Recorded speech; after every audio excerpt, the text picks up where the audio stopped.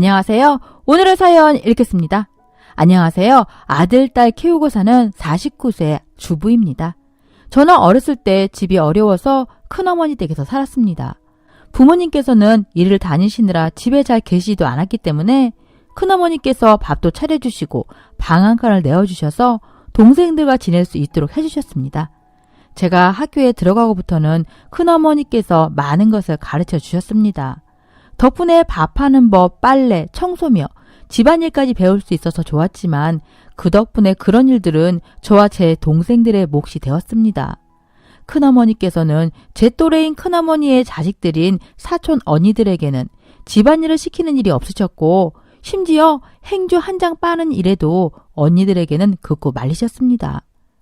괜히 손에 물 묻히는 일 하는 거 아니다.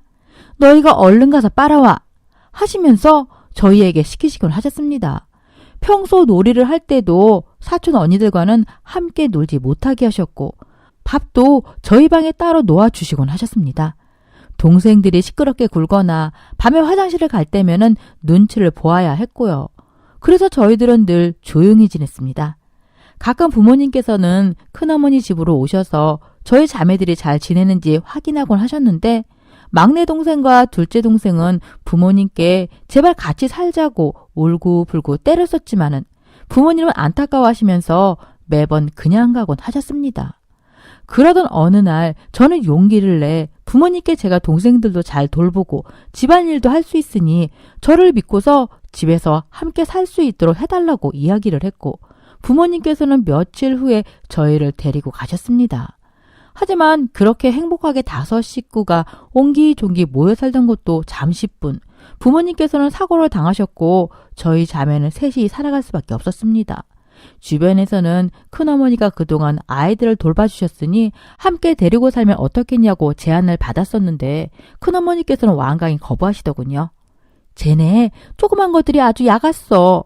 그동안 키워준 정성도 모르고 좀 자랐다고 지네끼리 산다고 나가더니만 고생한 보람도 없어. 난 안 키울 거야.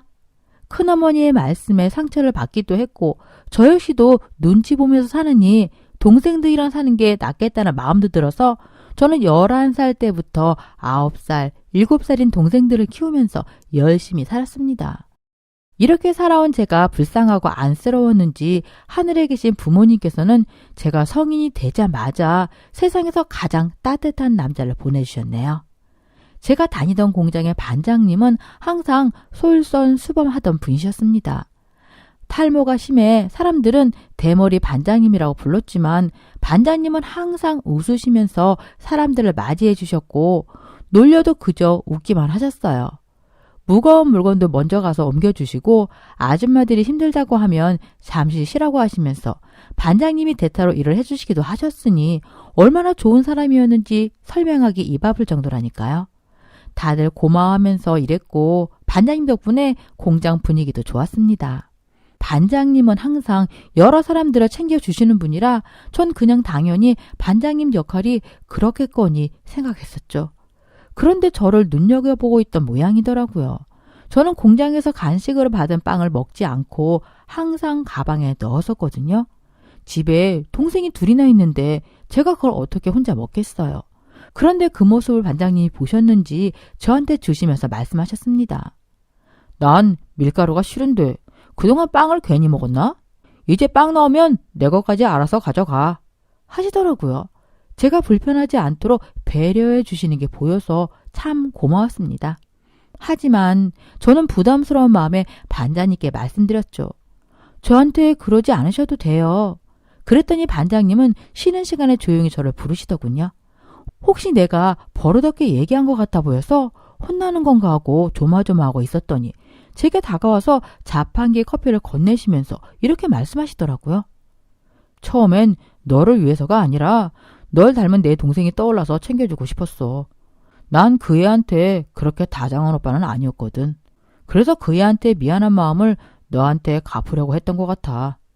근데 지금은 그런 마음은 아니야. 그냥 너 자체가 마음에 들어서 그래. 내가 앞으로 널 더 챙겨줄 수 있게 허락해주면 안 될까? 반장님은 저를 옆에 앉혀두고 이런저런 말씀을 해주시더라고요.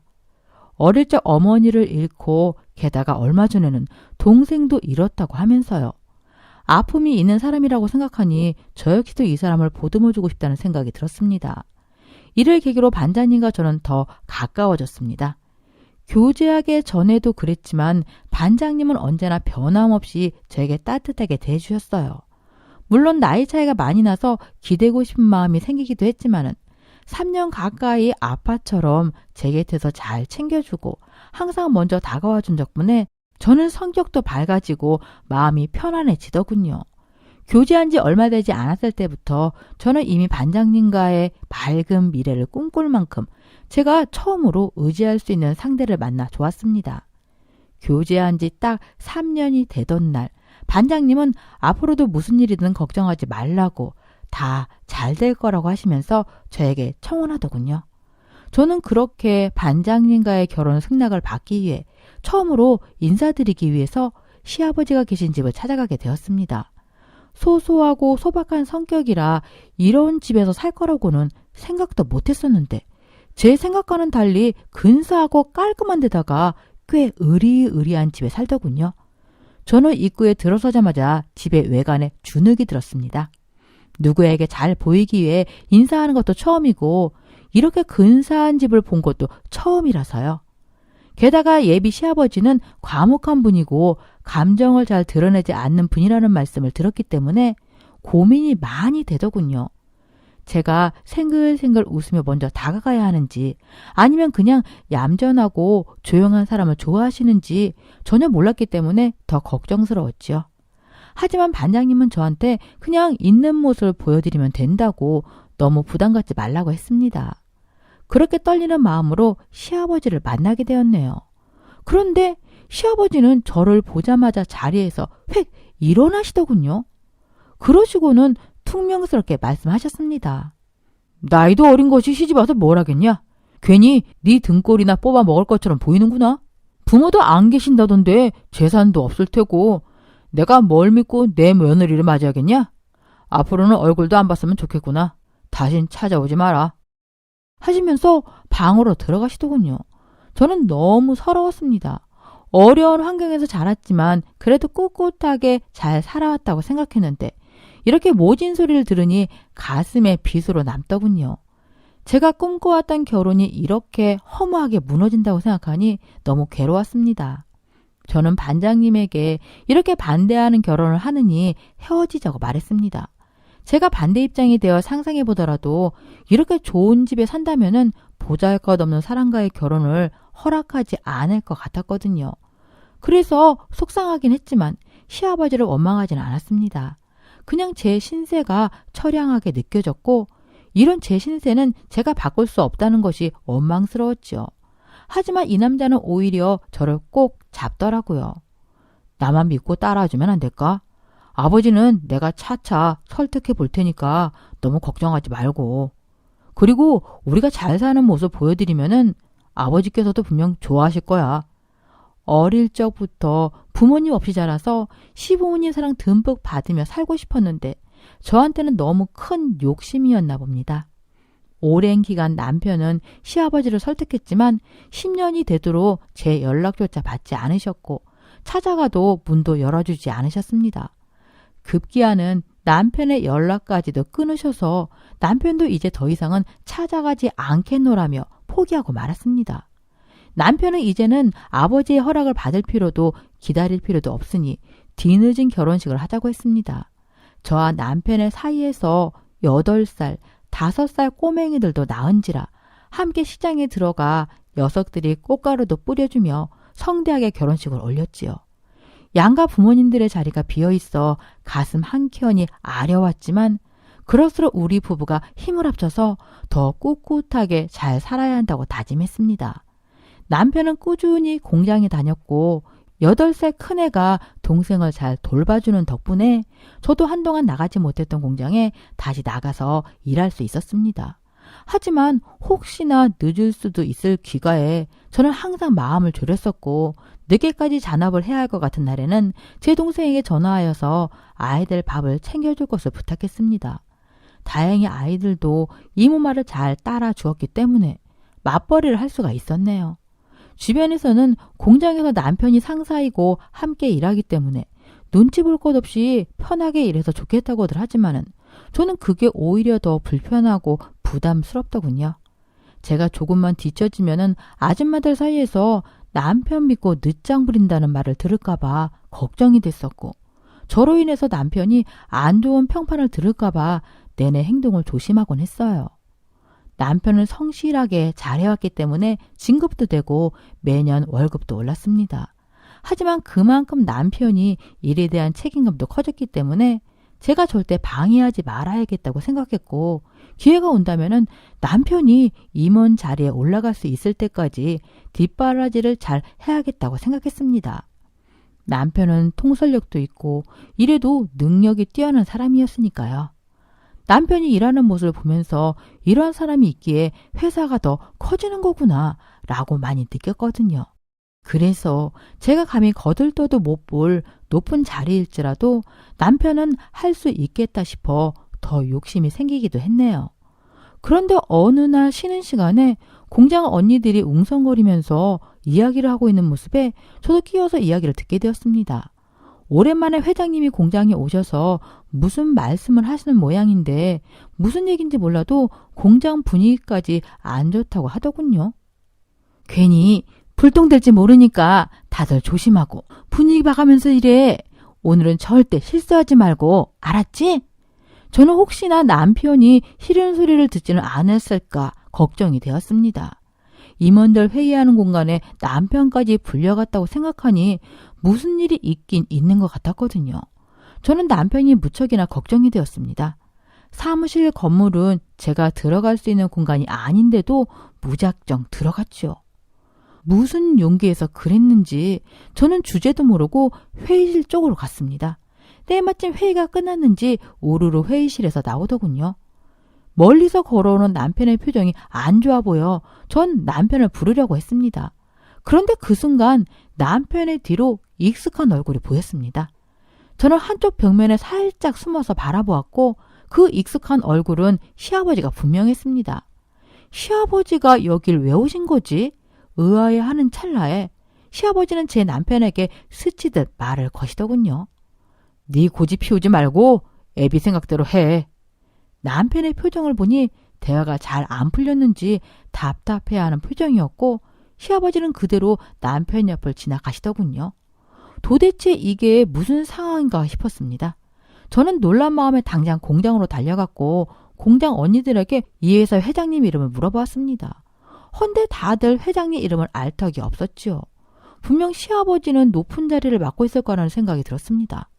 그날 밤 저는 남편을 잡고 물었습니다. 나 사실 오늘 회의실에서 당신 나오는 거 봤어요. 무슨 말을 하려는 거야? 나한테 뭐 숨기는 거 없어요? 숨기긴 뭘 숨겨? 아버님이 어떻게 공장에 오신 거예요? 그 순간 남편은 얼어붙은 것 마냥 멈추더군요. 제 예감이 맞은 듯 싶었습니다. 남편은 힘겹게 입을 떼더군요. 그동안 말 못해서 미안해. 일부러 속인 건 아니야. 말할 기회가 없었어. 아버지께서 회장직을 물러나시겠대. 이제 회사 경영에 손 떼시기로 결정했다고. 그래서 오늘 오신 거야.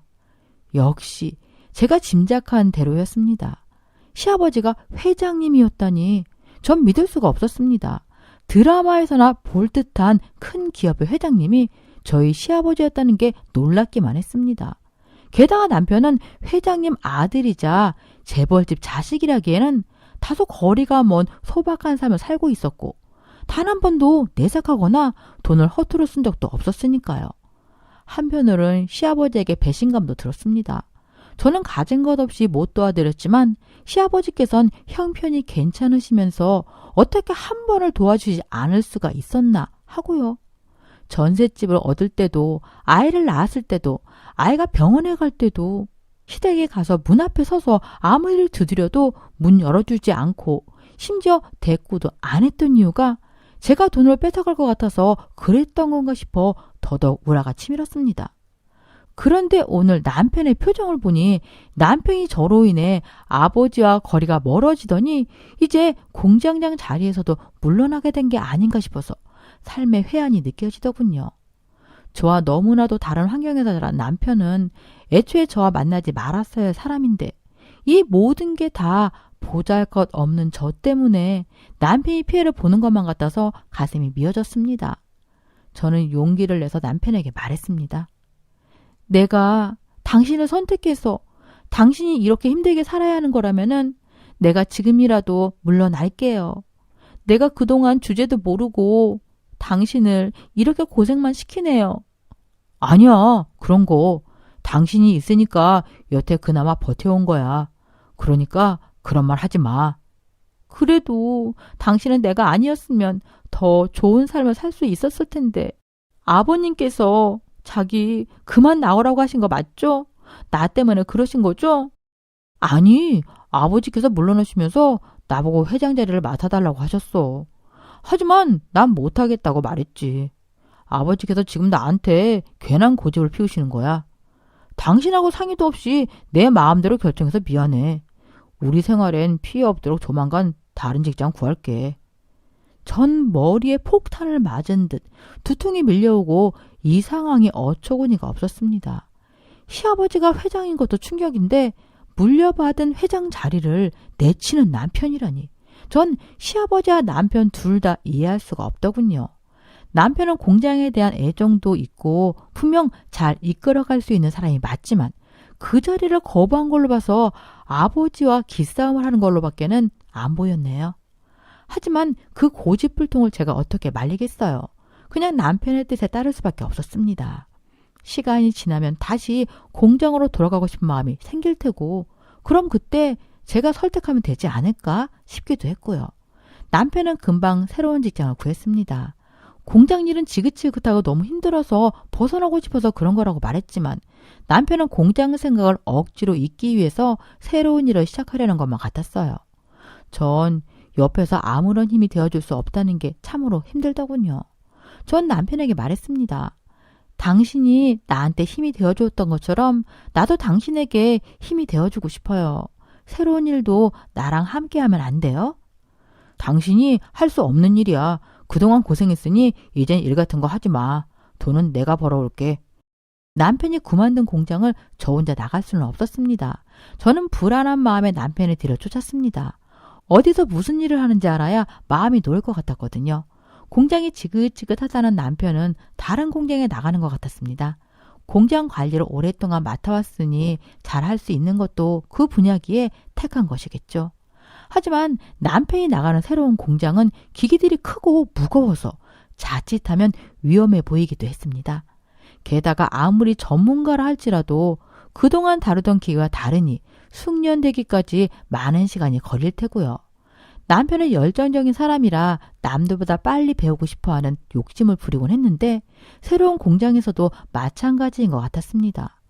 어느 날은 수첩에 메모를 하다 잠이 든 남편을 보고 몰래 메모를 펼쳐보았는데 남편의 열정과 앞으로의 포부가 담긴 메모가 한가득이었습니다. 메모 내용을 보니 새로운 공장에 들어간 것도 아버지 공장을 더 크게 키우기 위한 장비나 시스템 등을 배우러 들어간 거였더군요. 남편의 성격상 완벽하고 꼼꼼하게 해내는 걸 좋아하는데 회사 운영을 맡기 전에 그런 것들을 더 확실하게 익히고 당당하게 자리를 차지하고 싶은 모양이었습니다. 괜히 급하게 마음먹다 사고라도 당할까 봐 걱정이네. 안쓰러운 마음에 저는 남편에게 내색하지는 않으려 했지만 걱정이 이만저만이 아니었습니다. 그런데 제가 우려하던 일이 터지고야 말았습니다. 아침에 일어났는데 이상하게 기분이 안 좋은 날이더군요. 꼭 무슨 일이 생길 것만 같더니만 남편은 새로운 공장에서 일한 지 6개월 만에 사고가 났습니다. 공장 컨베이어 벨트에 남편이 끼어 사고를 당하고 만 것이죠. 전 소식을 듣고 병원으로 달려갔습니다. 여보, 도대체 어떻게 된 거예요? 괜찮아요? 여보, 말 좀 해봐요. 허망한 표정으로 누워있는 남편의 몰골은 말이 아니더군요. 원래 2인 1조로 작업해야 하는 것인데 함께 작업하는 사람이 잠시 화장실을 다녀온 사이에 남편이 혼자 보고 있었던 모양이었습니다. 그나마 다행인 건 작업자가 빨리 도착해서 기계를 멈추었고 남편의 목숨만은 건질 수 있었습니다. 하지만 컨베이어 벨트에 감겨 들어가면서 신경을 다쳐 한쪽에 마비가 왔고 저희 집은 순식간에 절망의 구렁텅이로 빠져버렸습니다. 남편이 아파서 돈을 벌지 못하는 거는 그래도 견딜 수 있는 일이었습니다. 돈이야 제가 벌면 되는 거고 그동안 남편이 열심히 벌어온 돈을 아껴 쓰면 되는 거였으니까요. 하지만 남편은 몸이 망가지니 마음까지 망가지게 되었습니다. 그렇게 다정했던 사람이 점점 신경질적이 되어가고 부정적인 말들과 욕설로 점점 거칠어지더라고요. 자신이 이루고자 한 목표를 이제 실행할 수도 없다며 절망감에 빠져있는 남편의 그런 낯선 모습을 바라보는 것이 저희 가족들에게는 너무나도 힘든 일이었습니다. 그리고 엎친 데 덮친 격으로 남편이 새로 일하게 된 공장에서는 산재 처리를 해주기는커녕 소송을 걸어왔습니다. 자신들의 기술을 빼내기 위한 속셈이라고 매도하면서 말이죠. 경쟁업체 사장은 저희 남편에게 수억 원의 손해배상을 요구했고 남편은 매우 난감해하였습니다. 저는 도움을 요청하기 위해 남편 몰래 시아버지를 찾아갔습니다. 남편이 공장을 위해 가지고 있던 애착과 노력을 잘 알고 계시기에 공장을 더 발전시켜 보고자 사고를 당했고 그 사고를 빌미로 남편이 소송 문제까지 겪게 되며 곤란을 겪고 있다는 걸 말씀드렸습니다. 시아버지는 충분히 해결해 줄 수 있는 여력도 있고 경제력도 있으시니 문제가 없을 것이니까요. 그리고 그 업체는 하청이라도 받으려고 꾀를 부리는 것이 분명했습니다. 원만하게 해결할 수 있는 사람이 시아버지이기 때문에 나서주기만 하면 되는 문제였습니다. 그리고 전 이번 일을 계기로 남편이 다시 공장에 들어갈 수 있기를 바랬습니다. 다친 몸이지만 그래도 여태 해온 게 있으니 시아버지께서 설득하여서 남편이 할 수 있는 일이라도 맡게 해주면은 남편의 건강도 나아질 것 같았기 때문이죠. 남편이 제 말도 듣지 않고 아버지 말도 듣지 않는 사람이지만 그래도 제가 지금 할 수 있는 최선의 노력이라는 생각이 들었습니다. 하지만 아버님은 여전히 저를 매정하게 대하셨습니다. 내게 와서 사정해봐야 소용없어. 그 녀석은 내 뜻대로 한 게 없어. 난 그날 내 의견을 충분히 전달했다. 거절한 건 그 녀석이야. 다신 날 찾아오지 마라. 난 더 이상 할 말이 없다. 하늘이 무너진다는 것이 이런 기분이라는 걸 뼈저리게 느꼈습니다. 기댈 곳이 없으니 앞이 캄캄하더군요. 남편은 급격히 건강이 악화되더니 얼마 버티지 못하고 그렇게 매정하게 제 곁을 떠나버렸습니다. 저는 어떤 빛도 보이지 않았습니다.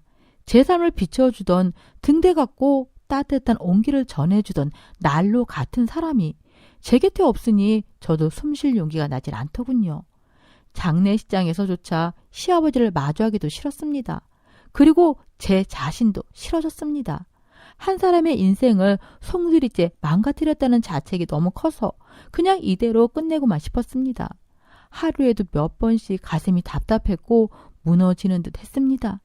다행스럽게도 아이들이 제 곁에 있어 주었고 다독여준 덕분에 그나마 정신을 차릴 수가 있었습니다. 장례가 끝나고 저는 남편의 유품을 정리했습니다. 시댁에 가서도 남편의 물건들을 정리하기 위해 짐들이 켜켜이 쌓여있는 다락방으로 갔습니다. 남편이 저를 만나기 이전 열심히 살아왔던 흔적이 담긴 다락방을 보며 왜 나 같은 여자를 만나서 이렇게 허망하게 살다 갔는지 안타까운 마음에 주저앉아 통곡을 하고 말았습니다. 그런데 인기척이 들려 뒤돌아보니 어느새 시아버지가 제 뒤에 서 계시더군요. 저는 분노로 가득 차 시아버지께 소리를 질렀습니다. 제 앞에 오지 마세요. 미안하다. 난 지켜주려고 그랬던 거였어. 내가 아들을 지키는 방법이 그것뿐이라고 생각했었어. 시아버지께서는 통곡을 하시며 저에게 그동안 못했던 이야기들을 다 털어놓으셨습니다. 난 세상에서 가장 재수없는 사람이야. 내 옆에 있으면은 모두가 변을 당한다고. 나 때문이야. 모두가 나 때문이야.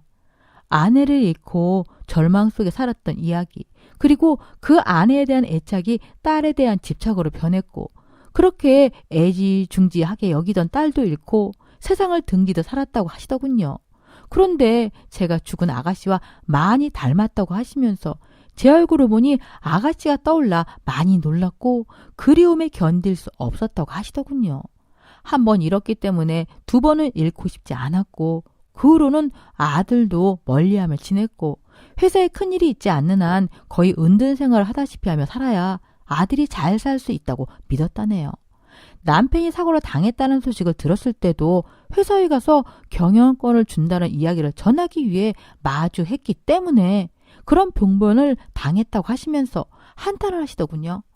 살면서 경제적인 도움이라도 주게 되면은 제가 찾아올까 싶어 도와주지도 못했고, 돌아가시면은 고스란히 남겨주실 수 있다는 생각에 갈 날만 기다렸다고 하시네요.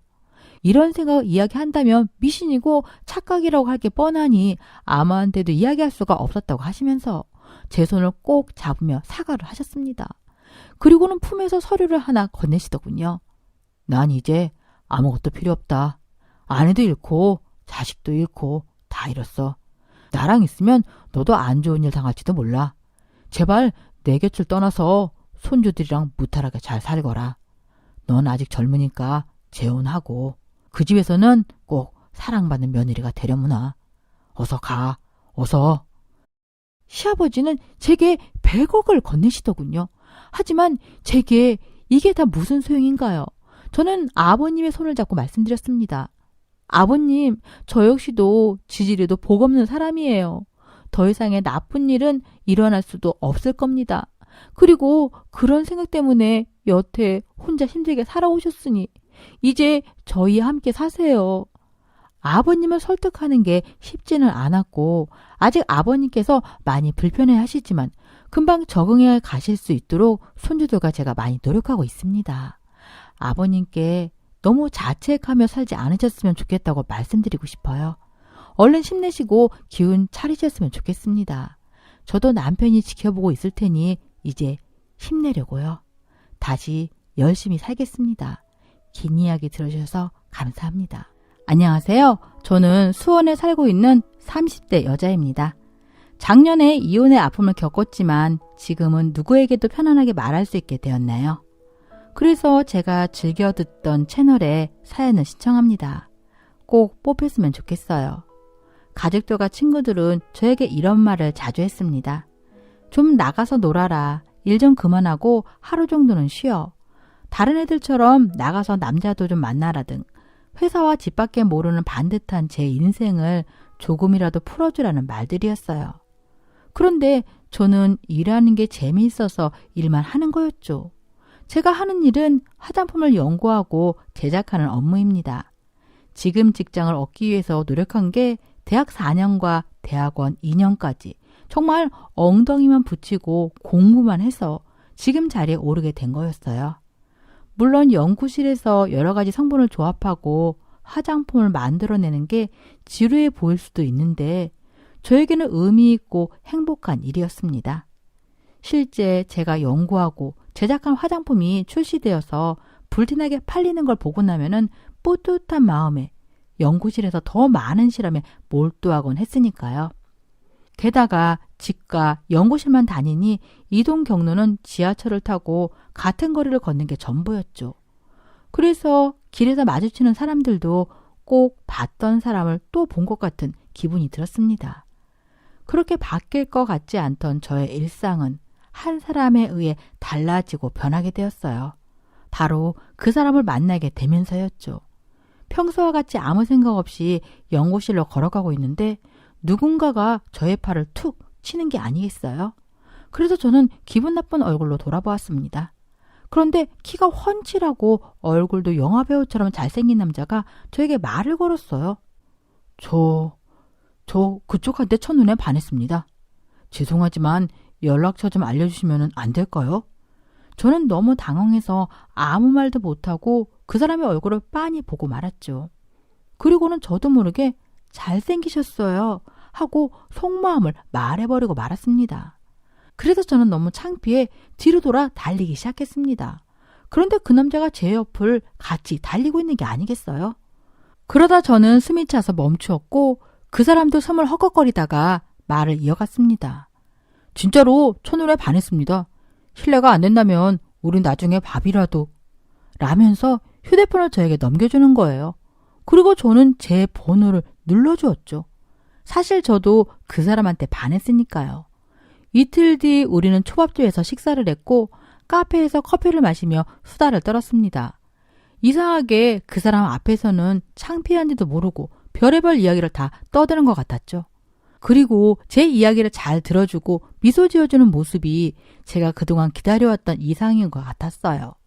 제가 남자한테 이렇게 빠질 거라고는 상상도 못했는데 눈앞에 현실로 다가왔던 거죠. 그렇게 저와 그 사람은 연인이 되었고 매일같이 데이트를 했습니다. 한 가지 문제가 있었던 건 남자친구의 직업이 물류센터 야간 관리자라 제가 퇴근하고 남자친구가 출근하는 시간에 잠깐 만나는 게 전부였어요. 그런데도 저는 좋았습니다. 오히려 오랜 시간을 함께하지 못해 더욱더 그리웠고 소중하게 느껴졌으니까요. 게다가 남자친구는 저에게 잠자리를 목적으로 다가온 것도 아니었죠. 진심으로 저를 좋아해주고 사랑해주는 걸 느낄 수 있었어요. 그래서 저는 이 남자와 결혼을 결심했답니다. 1년 동안 연애를 하고 나서 영화배우 뺨치게 생긴 남자친구가 저에게 프로포즈를 하더라고요. 저는 오래 기다려왔지만 아닌 척하면서 남자친구의 청혼을 생각해보겠다고 튕겼답니다. 그랬더니 이 남자가 저와 결혼을 하지 못하면은 차라리 죽고 말겠다며 무한 방력으로 저를 유혹했어요. 그렇게 결혼 준비는 일사천리로 준비가 되었고 상견례를 하게 된 날이었습니다. 남편의 부모님은 말수가 거의 없으셨죠. 또 여동생도 있었는데 제 생각과는 많이 달랐어요. 남편의 얼굴을 보면 보나마나 미스 코리아 뺨치게 생겼을 줄 알았는데 평범한 여자였죠. 친정 부모님과 시댁 부모님은 별다른 이야기 없이 빨리 결혼을 진행하기로 약속하고 헤어졌어요. 그리고 결혼식장은 호텔 중에서도 가장 비싼 곳으로 잡았답니다. 남편이 인생에 한 번뿐인 결혼식을 아무 데서나 할 수 없다며 정말 아름다운 예식장에서 하게 되었어요. 그런데 이상한 점은 남편의 하객이었습니다. 남편 또래의 친구들은 아예 없었고 나이가 많아 보이는 친척분들만 오셨죠. 남편이 말하길 회사 사람들은 올 수가 없다고 했습니다. 퇴근하고 자는 사람은 오라고 하기에 너무 미안했다는 거예요. 그 말에도 일리가 있었고 밤에만 일을 하니 친구들과의 교류가 적을 수밖에 없었겠구나 생각하고 넘겨버렸죠. 그렇게 성대한 결혼식은 시작되었고 저는 세상에서 가장 아름다운 신부가 되었답니다.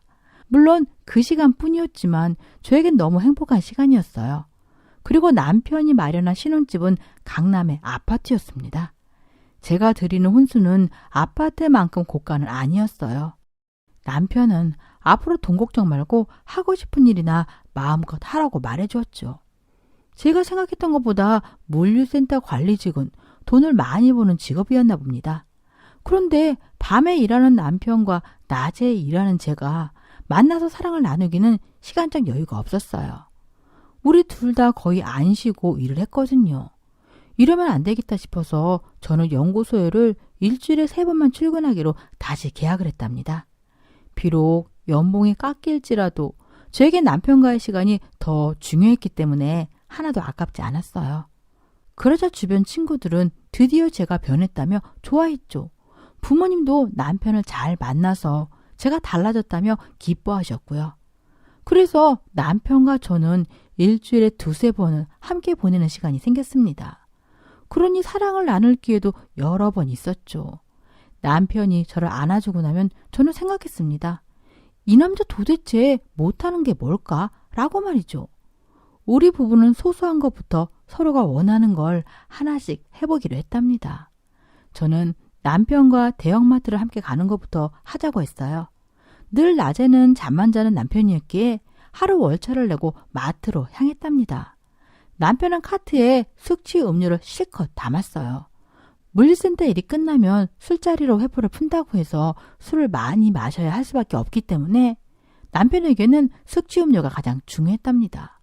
저는 그 일을 위해 요리할 재료들을 카트에 담았고 집에 가서는 맛있는 밥상을 차려주었어요.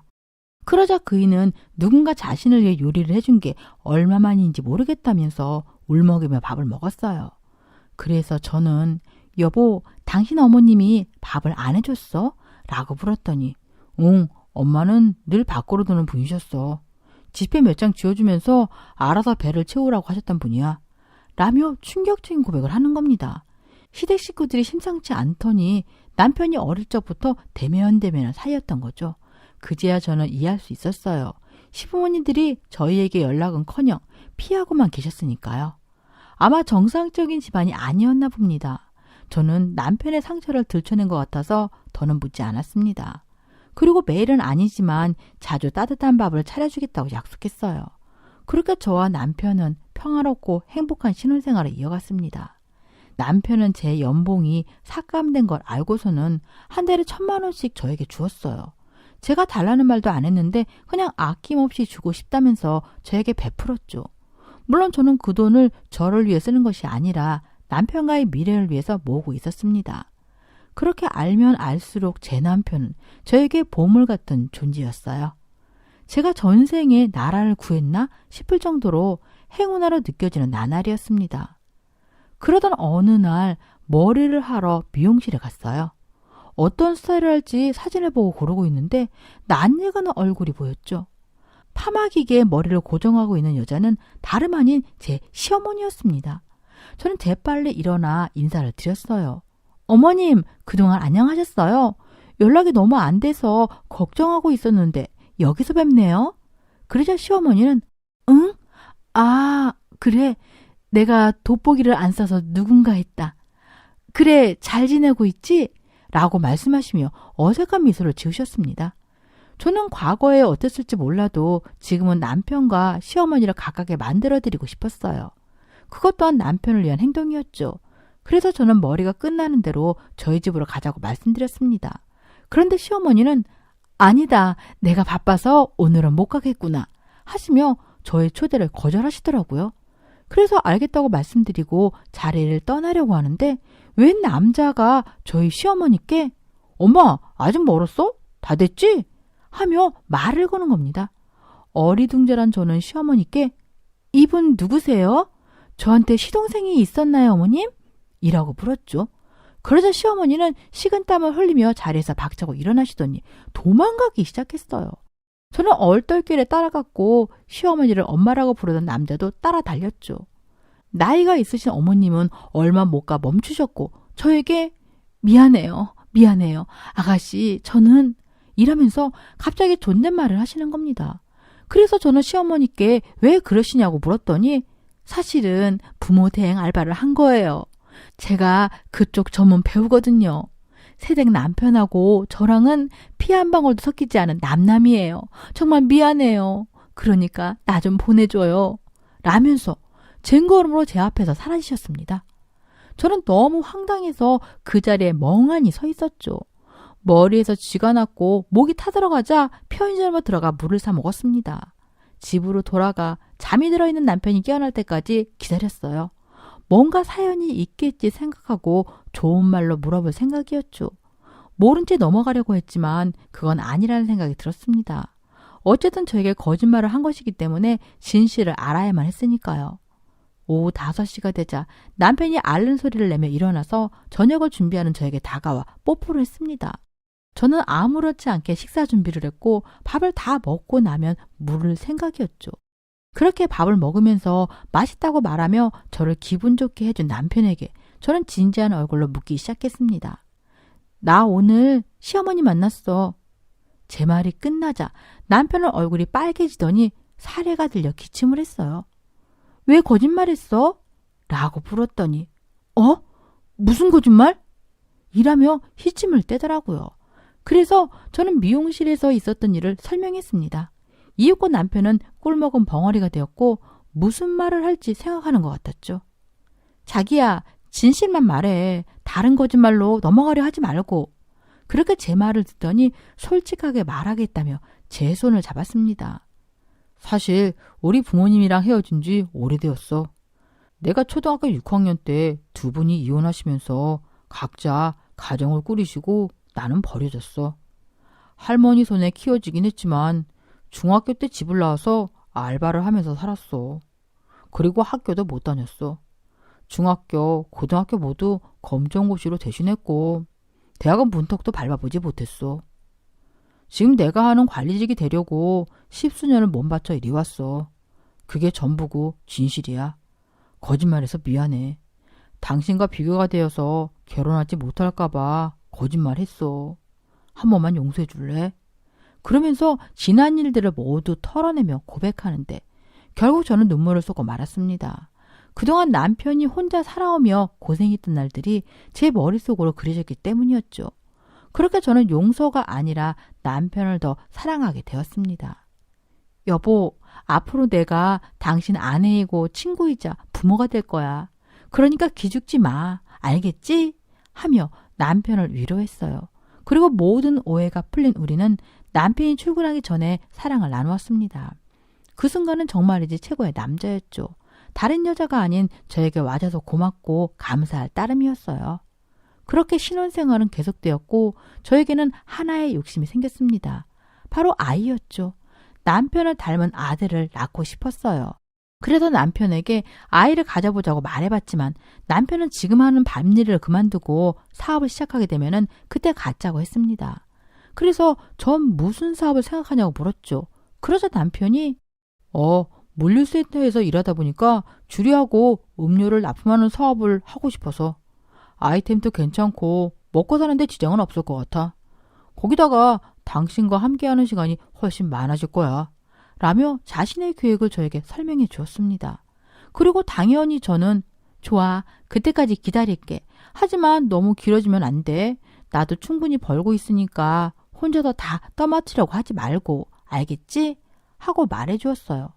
그렇게 아기 계획은 당분간 미뤄지게 되었답니다. 그 이후로 저희 남편은 술에 취해 들어온 날이 늘었어요. 아무래도 빨리 정리하고 싶어 안간힘을 쓰고 노력하는 과정 중에 하나였겠죠. 저는 남편에게 바가지를 긁기는커녕 이 사람의 마음을 알기에 양말과 옷을 벗겨서 편히 자게 해주려고 했습니다. 그렇게 남편의 바지를 힘들게 벗겼는데 이상한 점이 보였어요. 속옷을 거꾸로 입은 거예요. 저는 속으로 얼마나 바쁘게 출근 준비를 했으면은 속옷을 거꾸로 입고 갔을까 하며 걱정을 했습니다. 그런데 다음 날도 또 그 다음 날도 남편의 바지를 벗기면 항상 팬티가 뒤집혀져 있는 거예요. 그래서 남편과 저녁을 먹으며 저는 남편에게 자기야, 자기 이상한 습관이 있더라. 왜 팬티를 뒤집어 입어? 그런 건 바람 피우는 남자들이 하는 짓인데 당신 혹시 바람 피워? 하고 물었습니다. 물론 남편이 바람을 피울 거라는 건 상상조차 하지 않았어요. 에이, 바람 무슨, 그냥 손에 잡히는 대로 대충 입는다는 게 뒤집혔나 보지. 앞으로는 뒤집어 입지 않을게. 난 또 무슨 큰일이라도 난 줄 알았잖아. 얼른 밥 먹자. 라며 아무 일도 아닌 것처럼 지나갔습니다. 그런데 얼마 지나서 친한 친구에게 연락이 왔어요. 남편을 봤다는 전화였죠. 저는 대수롭지 않게 어디서 봤는데 호들갑이야? 뭐 술집이라도 들어간 거야? 그랬더니 친구가 알고 있었니? 지금 네 남편 여성용 술집에서 나왔어. 내가 보기엔 접대부처럼 보이는데 여자들한테 90도로 인사하면서 또 오세요 누님들 하는데 아무리 봐도 좀 라고 말하더라고요. 그래서 저는 말도 안 되는 소리에 화를 버럭 냈습니다. 야, 너 그렇게 할 일이 없니? 내 남편이 호스트바에서 일한다는 어처구니 없는 전화를 하고 난리야. 끊어, 이 기집애야. 하고 전화를 끊었죠. 그 친구는 제가 결혼할 때도 질투를 하며 짓궂은 말을 자주 하곤 했거든요. 그래서 더 신뢰가 가지 않았습니다. 물론 남편의 집으로 돌아왔을 때는 그 이야기를 하지 않았어요. 너무 허무맹랑하고 더러운 이야기잖아요. 그렇게 그 친구의 연락은 제 기억에서 지워졌습니다. 그런데 여느 때처럼 남편이 거나하게 취해서 집으로 들어온 날이었어요. 저는 그날도 남편을 부축해서 침대에 눕혔답니다. 그리고 양말과 옷을 벗기기 시작했어요.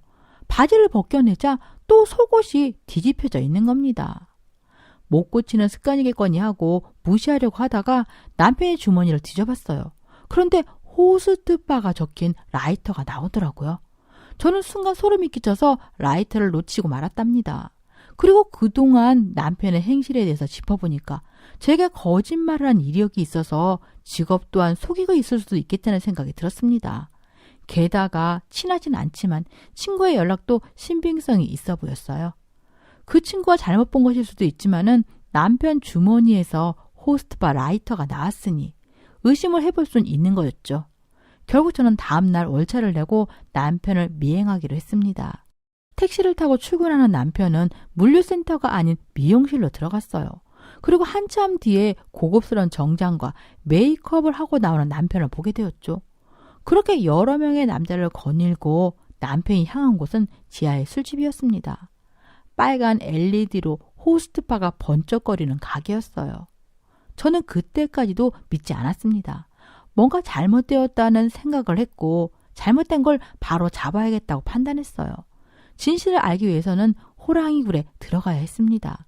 저는 호스트바로 들어가서 웨이터의 안내를 받고 작은 룸으로 들어갔어요. 그리고 웨이터가 찾으시는 선수 있으세요? 라고 묻는 겁니다. 선수요? 무슨? 말귀를 못 알아들은 저에게 웨이터가 다시 설명해 줬어요. 아, 손님 찾으시는 종업원 계시냐고요? 그래서 전 남편의 이름을 댔는데 웨이터가 놀라는 겁니다. 그 형 본명을 아실 정도면은 엄청 친하신가 봐요. 여기서는 다 가명을 쓰거든요.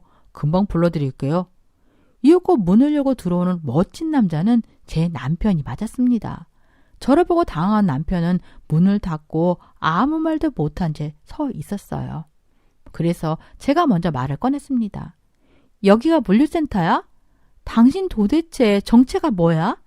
그동안 나에게 줬던 돈과 선물들 다 술집에서 술 따르고 돈 많은 여자 꼬셔서 뜯어낸 거였어? 입이 있으면 말을 해봐.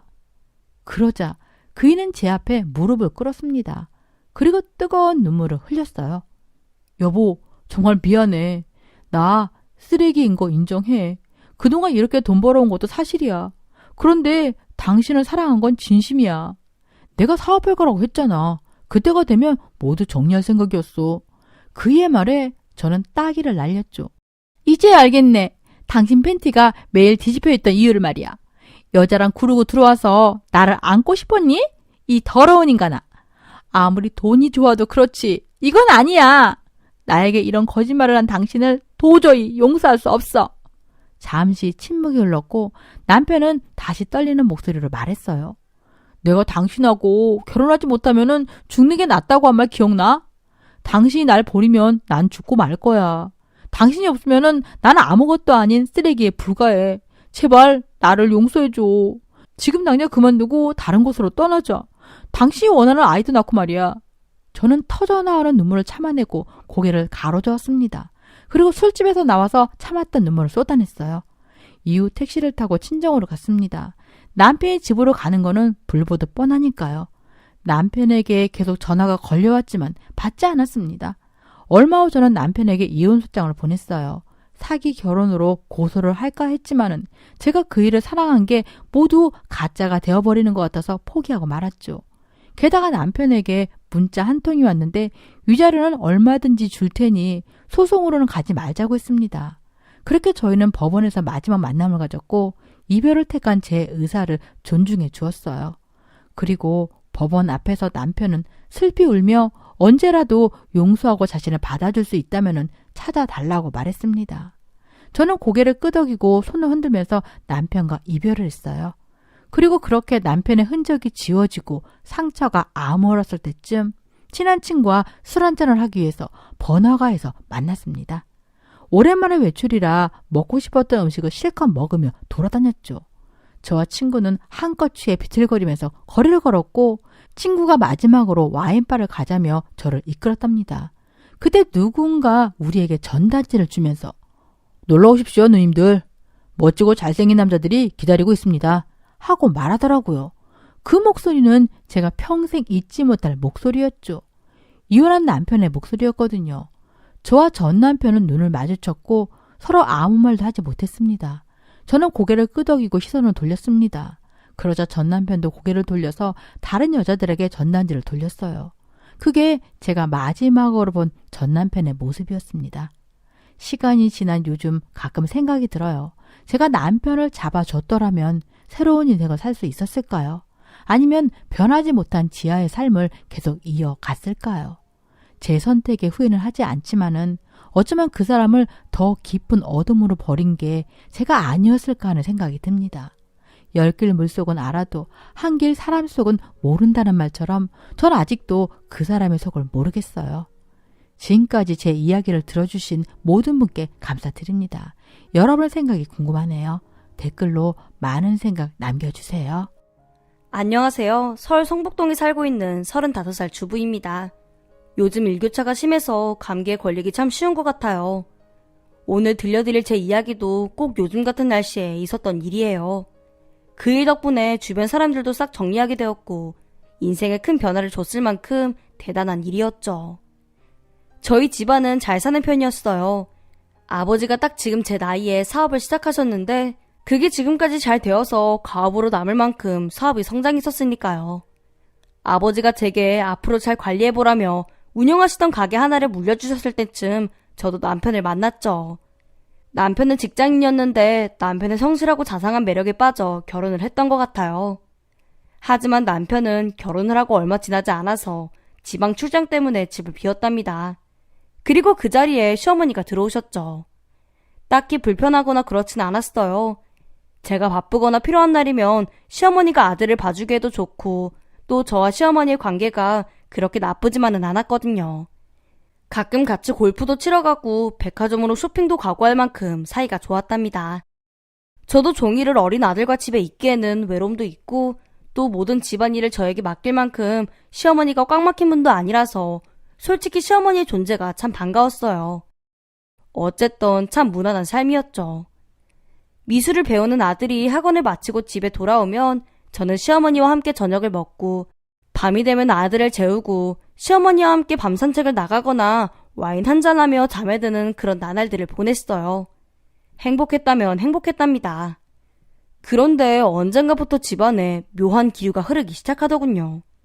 제 아들이 한창 미술을 배우고 놀 때라 아들이 집에 오면 집에 있는 스케치북에 이것저것 그림을 그리곤 했는데 평소에 아들 그림은 관심도 없던 시어머니가 아들이 그리는 그림을 빤히 쳐다보더니 화들짝 놀라면서 얼굴이 굳어진 건지 아니면 놀란 것인지 알 수 없는 표정을 지으신 적이 있었어요. 저도 마침 시어머니와 함께 아들 그림 그리는 것을 구경하고 있었고요. 제 아들 그림 잘 그리죠? 그러네. 애가 손재주가 좋네. 시어머니가 제 아들의 그림을 보고 어째서인지 알 수 없는 표정을 지으시는 게 내심 찜찜하긴 하더군요.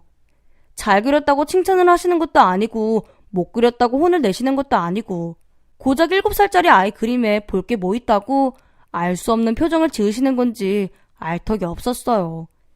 사실 크게 신경이 쓰이는 일은 아니라 캐묻지는 않고 그날 일은 그냥 어련히 넘어갔던 것 같아요. 뭐 제가 예민하게 반응한 것일 수도 있고요. 그리고 다음날 시어머니가 밖에서 장을 보고 오셨는지 제 아들 줄 간식이라며 온갖 사탕부터 젤리, 아이스크림을 정말 수도 셀 수 없이 사오셨더군요. 좀 이해가 되지 않았습니다. 제가 시어머니랑 마음 하나 맞는 게 있었다면 바로 아이 식단 관리였어요.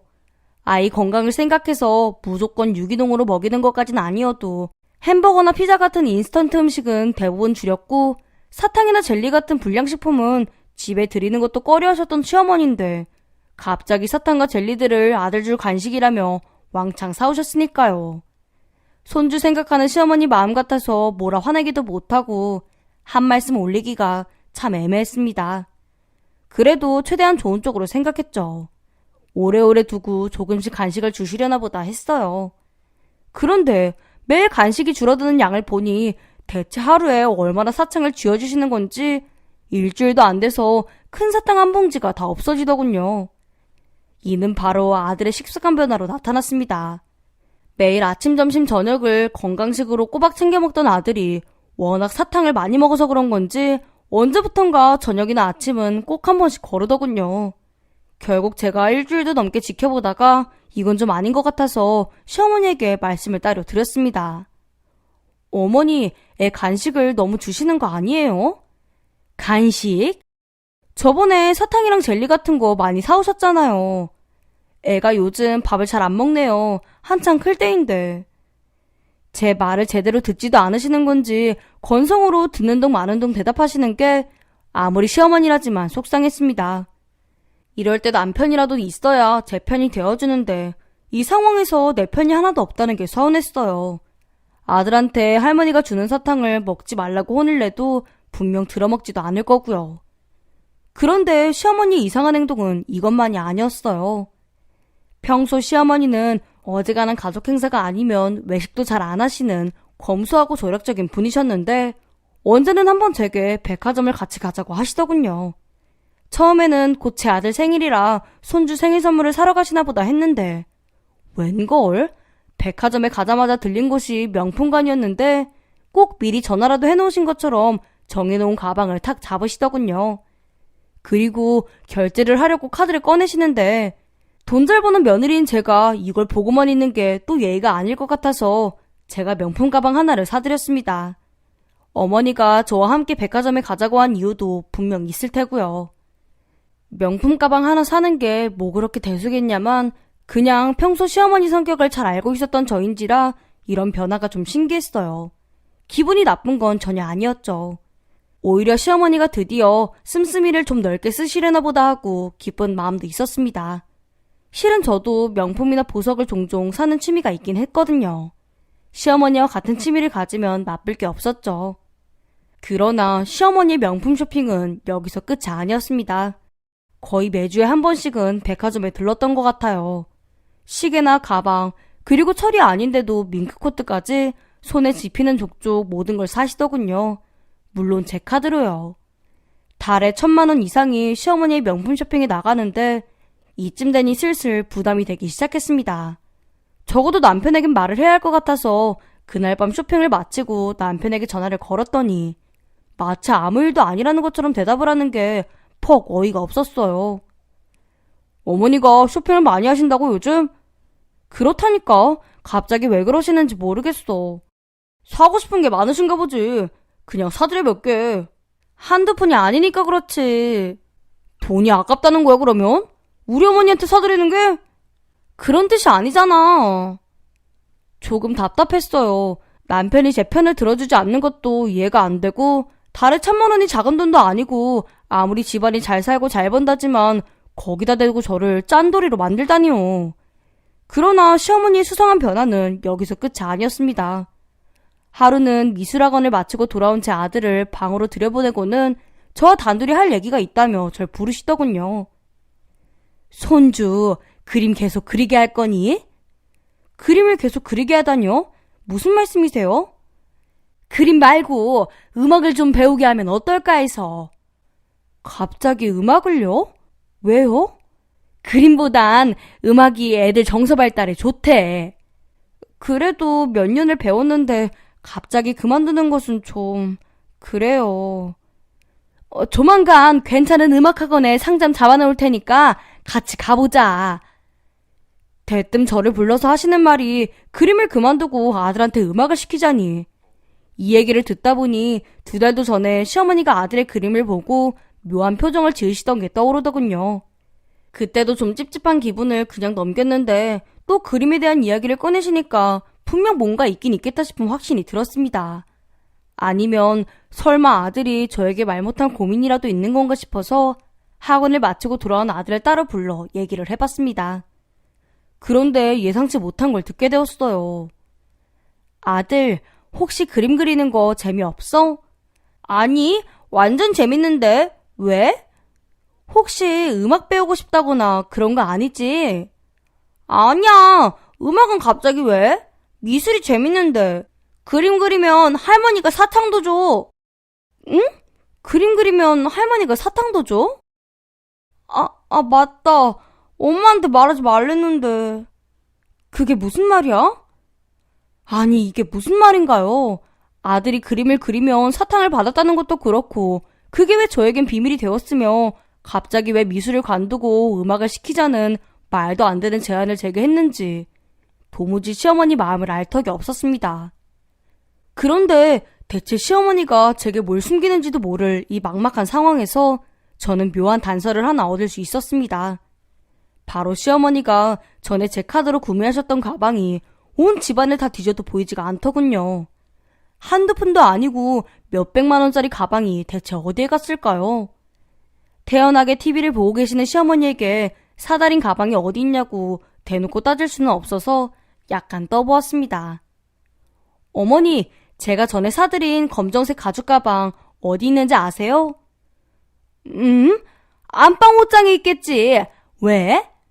친구들 만나러 가는데 한번 빌려주세요. 가방을 빌려달라고? 네, 깨끗이 쓰고 가져올게요. 안 될 것 같은데.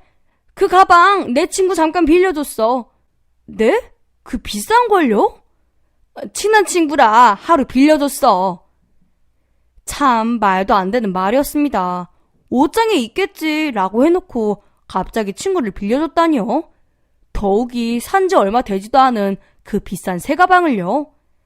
하지만 이것 말고도 제게도 방법은 있었습니다.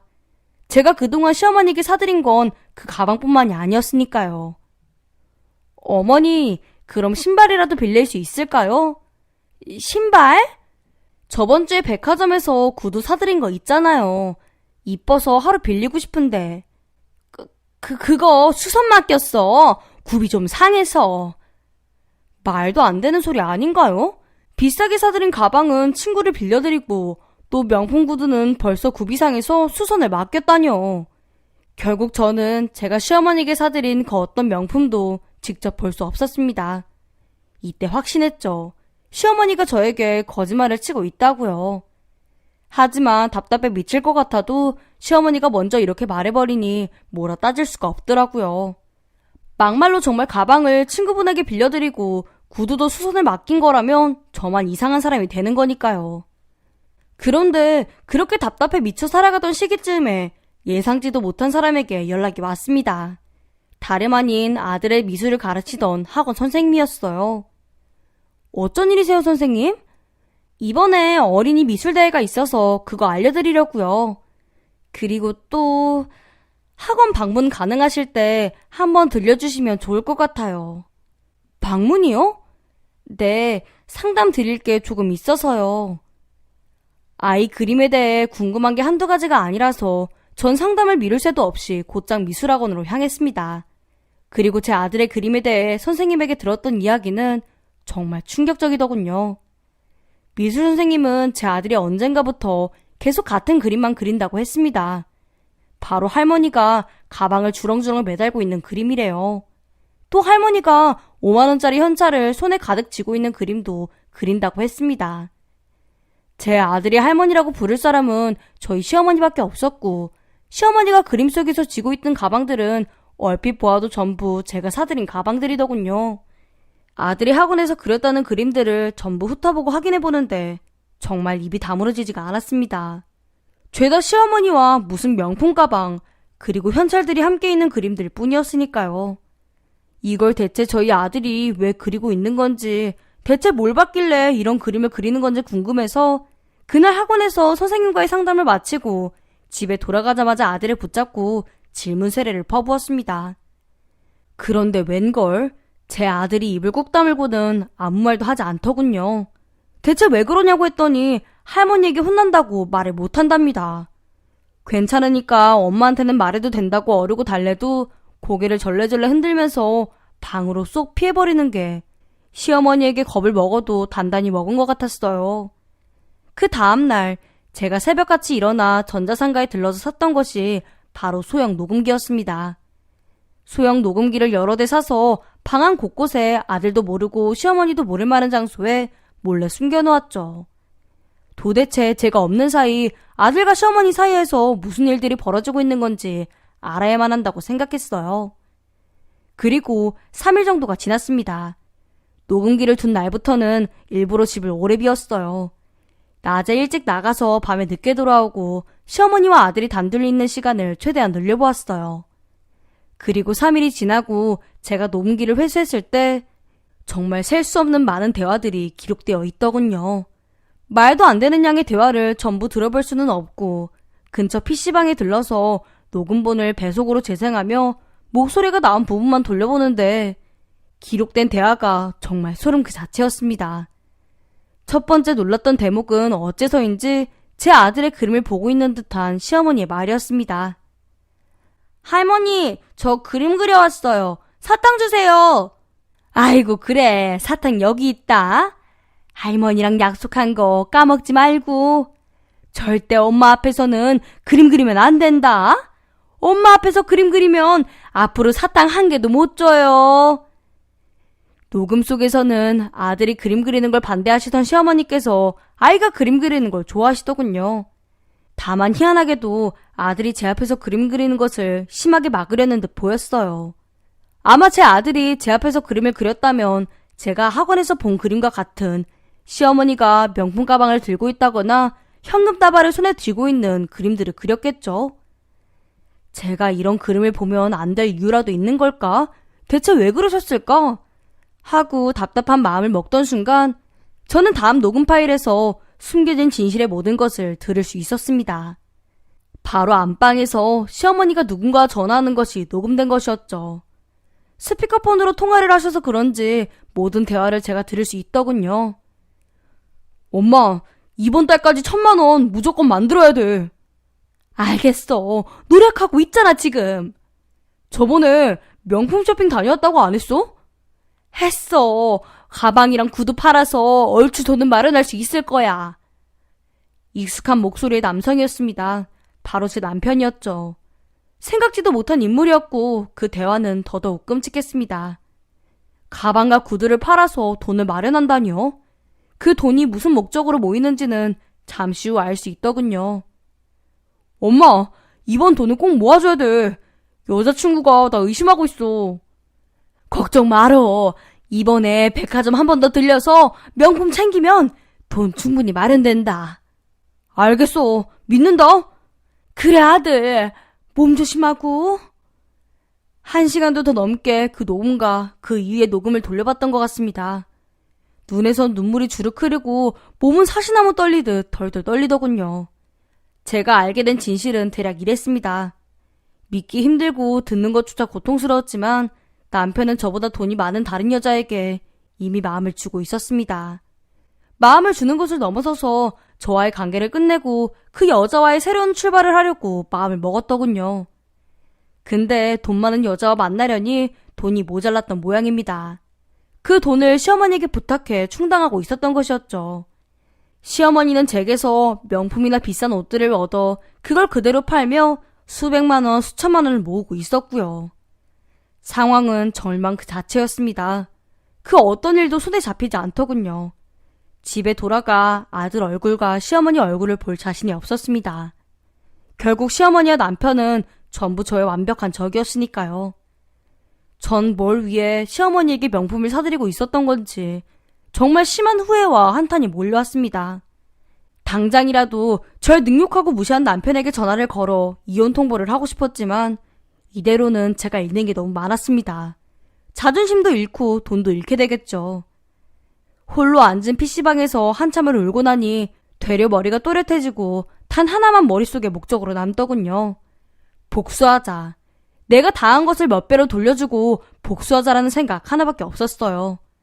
집으로 가는 길 다시 전자상가에 들려서 이번에는 소형 카메라 몇 대를 구입했습니다. 집에 돌아왔더니 시어머니는 없고 아들은 학원에 가 있었어요. 그리고 시어머니는 서랍에서 제 신용카드를 가져갔는지 잠시 백화점 좀 다녀온다는 쪽지 하나만을 남겨놨더군요. 녹음에 의하면 돈이 급할 테니 백화점에 가서 이것저것 구매할 게 분명했습니다. 아니나 다를까 곧 얼마 지나지 않아서 몇백만 원대의 가방을 구입했다는 문자 내역이 속속히 날라오더군요. 이미 예상한 상황임에도 화가 머리끝까지 치밀어 올랐어요. 하지만 참아야만 했습니다. 그간 제게 온 모든 결제 내역을 전부 저장하고 천천히 증거들을 수집해가기 시작했어요. 그리고 모든 방 안에 소형 카메라를 설치했죠. 그리고 집에서 가만히 기다렸습니다. 시모는 얼마 지나지 않아서 두 손 가득 명품 가방을 든 채 집으로 들어오시더군요. 이젠 미안함, 아니 고마운 태도조차 없으셨습니다. 마치 제가 가방을 사드리고 사치에 돈을 보태드리는 게 당연하다는 태도로 집을 들어오시더니 가만히 방에 들어가셨죠. 당장이라도 따지고 싶은 마음을 꾹꾹 눌러담고 술을 한 잔 마시고 잠에 들었네요. 모든 것은 시간이 해결해줄 거라는 심정으로요. 다음 날부턴 평소와 같은 매일이 시작됐습니다. 집안에서 일어날 모든 일들은 어차피 알게 될 터이니 더 이상 관여하지 않겠다는 마음이었어요. 그리고 저는 매일 밤 잠에 들기 전 제 옷장에 있는 명품 가방과 보석의 개수들을 확인해 나갔습니다. 정말 소름 돋게도 매일같이 하나씩 줄어들더군요. 명품 가방뿐만 아니라 작은 금반지나 보석이 박힌 목걸이들도 사라졌고요. 이젠 하다못해 도둑질이라뇨? 하지만 괜찮았습니다. 이 모든 건 제가 설치한 감시 카메라에 담겨 있을 테니까요. 속으론 오히려 고맙다고 생각했어요.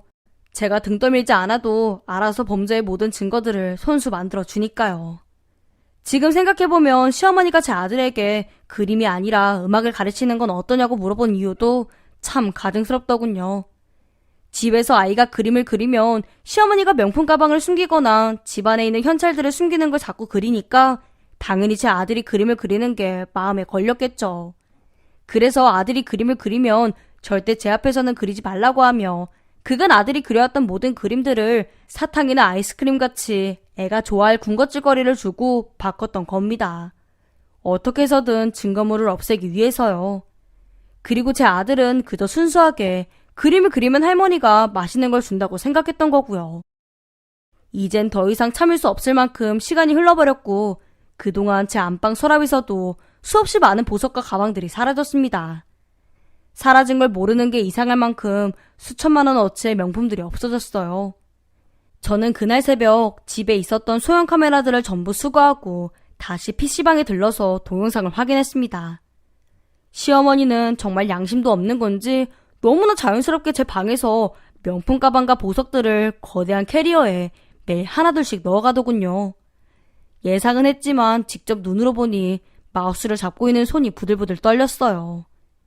다음날 시어머니가 일어나서 저를 또 깨우셨습니다. 가지고 있던 제 카드 한도가 다 되었다고 새 카드를 달라고 말이에요.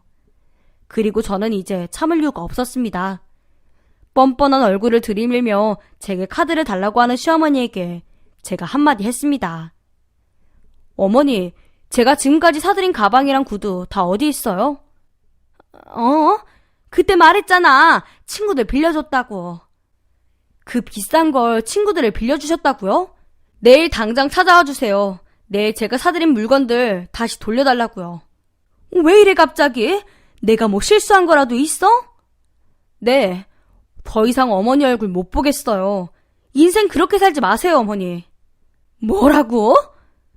더 이상은 말싸움이 의미가 없을 것 같아서 제가 휴대폰으로 옮긴 동영상들을 시어머니에게 하나씩 보여드렸습니다.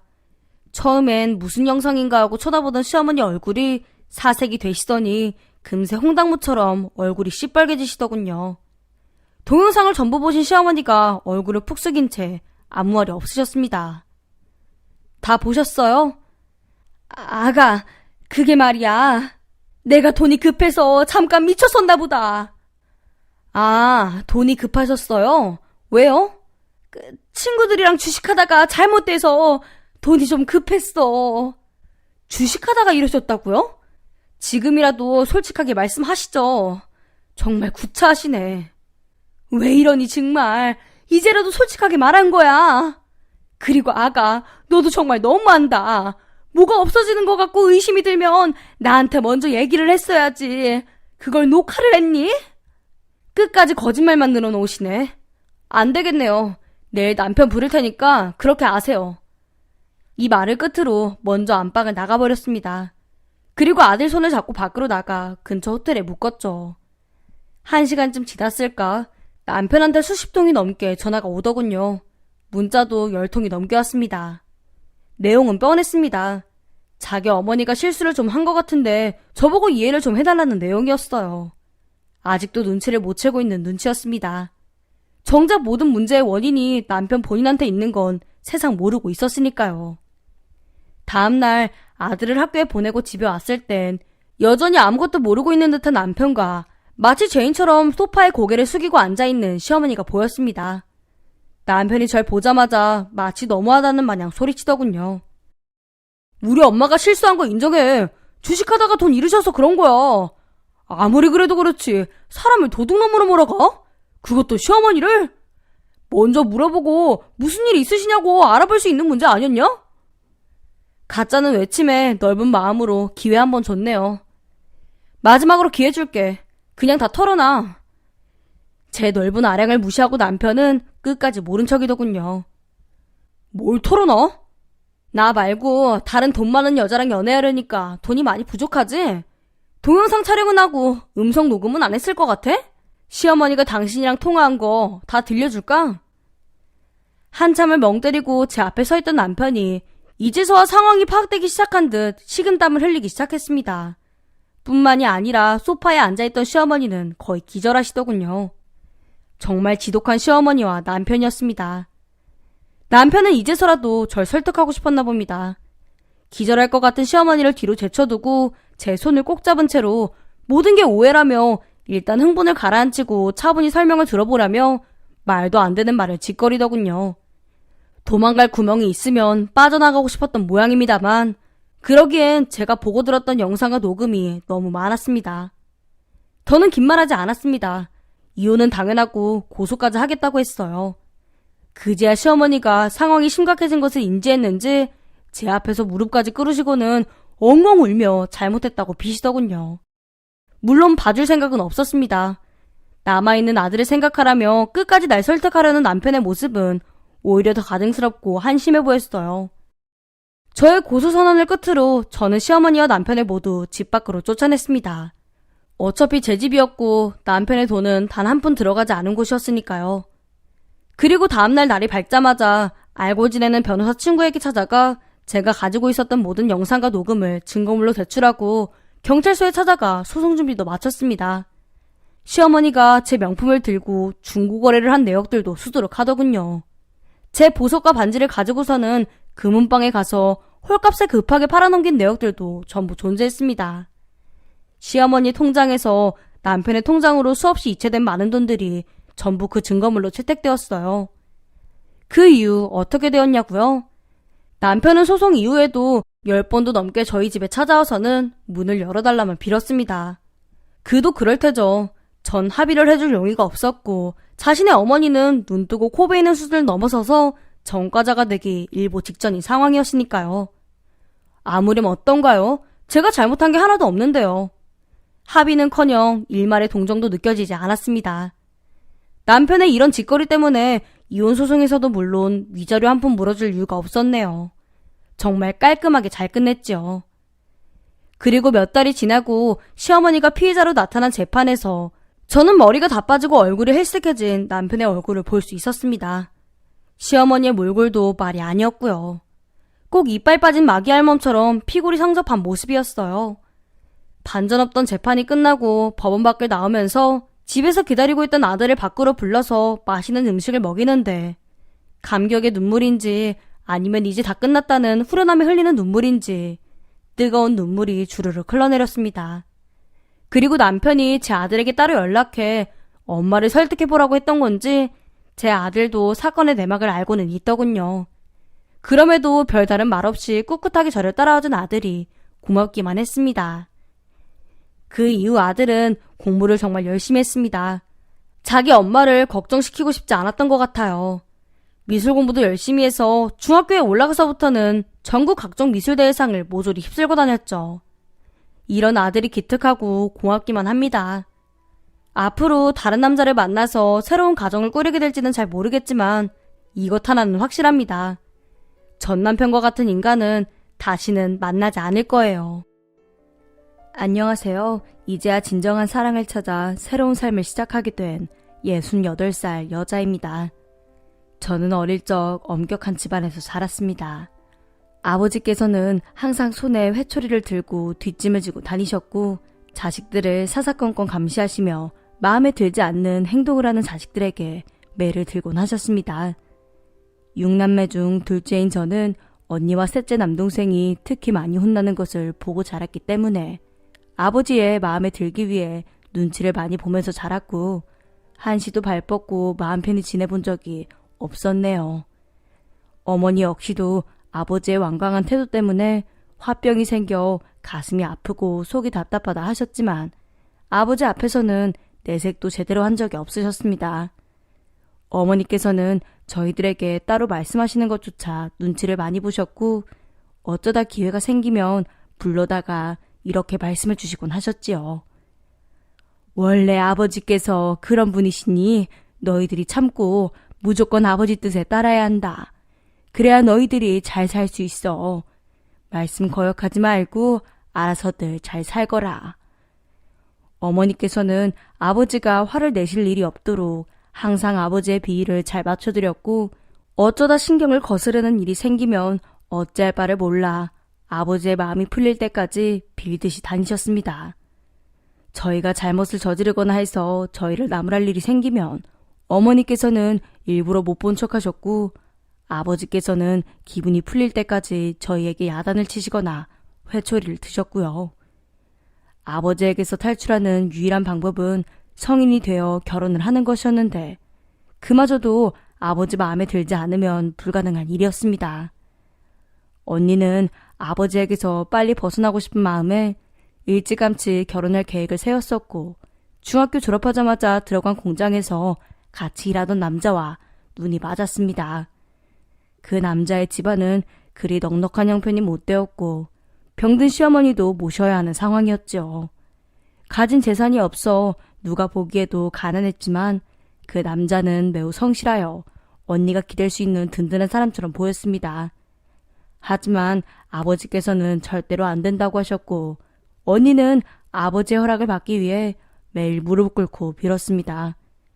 형부도 찾아와서 아버지의 마음을 돌리기 위해 무던히 애쓰곤 했는데 아버지께서는 추운 겨울에 마당에서 빌고 있는 두 사람에게 오히려 찬물을 끼얹으며 나가라고 소리치시더라고요.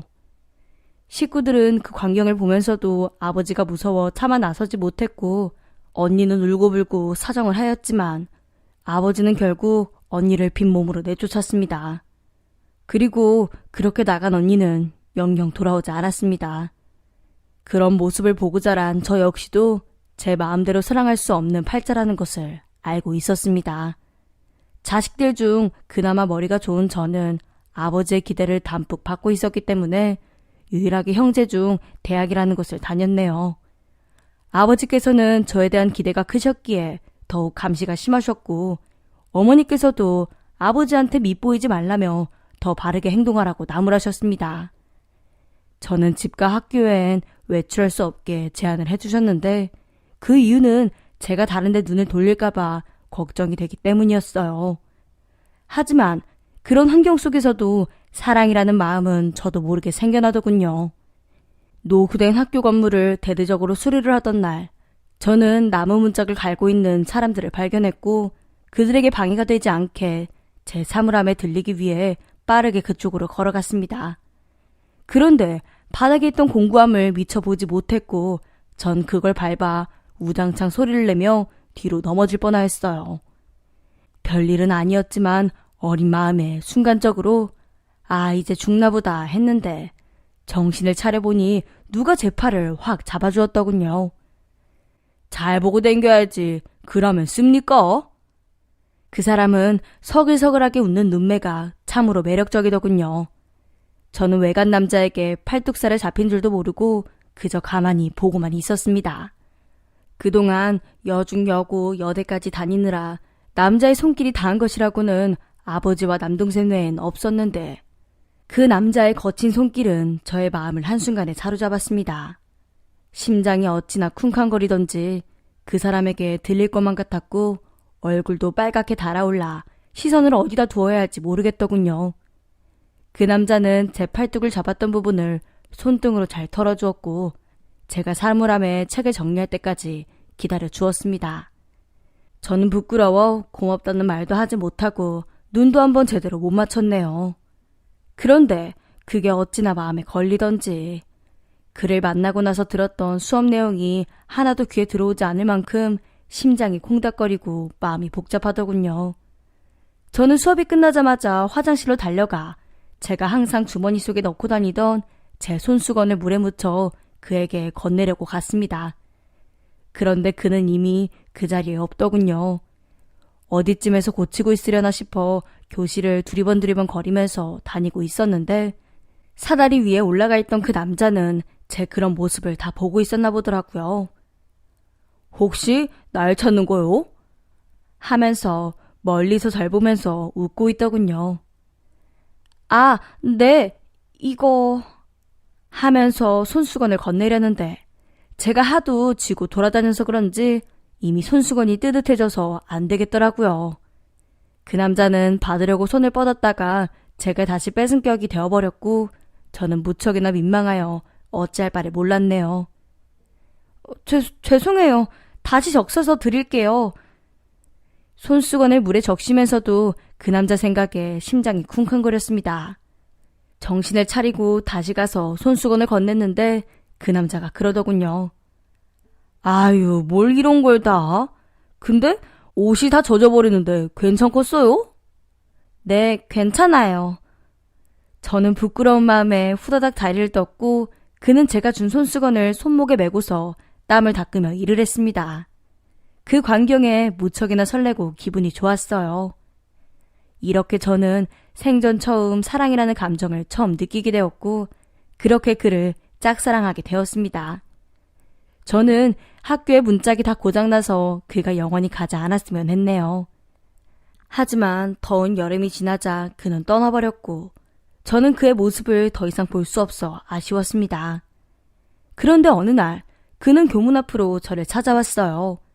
그 사람은 깨끗하게 잘 빨아 뽀송뽀송하게 말린 손수건을 저에게 건네며 이야기했습니다. 이제 날씨 안 더우니까. 그는 집으로 가는 길에 저를 아무 말 없이 바래다 주었고 무척이나 행복했습니다. 그 후로 그 남자는 제가 끝나는 시간에 맞춰 자주 학교를 찾아왔습니다. 그런데 아버지께서 요즘 제 낌새가 수상하다며 남자 생긴 게 분명하다면서 절 나무라셨고 전 사실대로 말씀드렸습니다. 어디서 만났다고? 학교요. 아버지께서는 학교에서 만났다고 하니 아무런 의심 없이 그를 집에 데려오라고 하셨고 저는 혹시나 운이 좋게 교제를 허락받을 수도 있을 거란 기대감에 그와 함께 집으로 향했어요. 하지만 아버지께서는 제가 사랑에 빠진 사람이 교수인 줄 알았다면서 노발대발하셨고 목수라는 그의 말을 듣고 밥상을 엎어버리셨습니다. 그리고 아버지께서는 졸업도 하지 않은 저에게 선을 보라고 강요하셨어요. 그래서 저는 그중 아무나와 결혼을 했습니다. 그가 아닌 남자는 저에게 다 똑같았으니까요. 결혼을 하고 대학을 마치고 아이를 낳고 그렇게 저는 그를 잊었고 학교 선생님이 되어서 열심히 아이들을 가르치면서 살았습니다.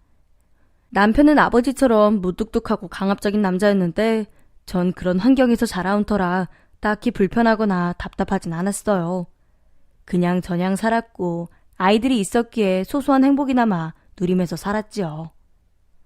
아들 셋을 키우면서 남편은 설거지 한번 도와주거나 기저귀 한번 갈아준 적 없지만 그 당시 남자들이 다 그렇기에 저 역시도 그러려냐며 살았습니다. 그런데 어느 날 밤늦도록 귀가하지 않는 남편이 걱정되어 잠을 못 이루고 있었는데 전화가 울렸어요. 그 전화는 남편이 횡단보도를 건너다 교통사고가 나서 영원히 돌아올 수 없다는 어느 낯선 이의 전화였습니다. 그렇게 갑자기 남편과 사별하고 큰 아이가 10살밖에 되지 않았기에 저는 아들 셋을 뼈 빠지게 키웠습니다. 저희 아버지께서는 애비 없이 자랄 손주들이 가여웠는지 자주 집에 들어오라 하셨어요. 결혼을 통해 아버지의 그늘에서 벗어나고 싶었는데 아버지 같은 남편을 만난 것도 모자라 그런 남편을 떠나보내고 다시 아버지의 그늘로 들어가야 한다는 것이 답답하기만 했습니다. 아버지께서는 저희를 키우셨던 것처럼은 하지 않으셨지만 그래도 제 아이들에게도 엄격하게 대하셨고 저희 아이들은 저와는 성격이 달라서 그런지 그런 할아버지를 무척이나 따르고 좋아하더군요. 저희 아버지께서는 지병 하나 없이 깨끗하게 그리고 건강하게 사셨습니다. 그러다 제 자식들이 대학에 들어갈 만큼 장수하시고 가셨어요. 아버지가 돌아가시고 나니 어디서 소식을 들었는지 언니에게 연락이 왔고 전 주소를 알려주며 집으로 초대했습니다. 언니는 장성한 아이들을 주렁주렁 매달고 살고 있더군요. 평생 뼈다귀만큼 말라던 언니였는데 투실투실 살도 찌고 먹성도 좋아지고 사람이 달라졌더라고요.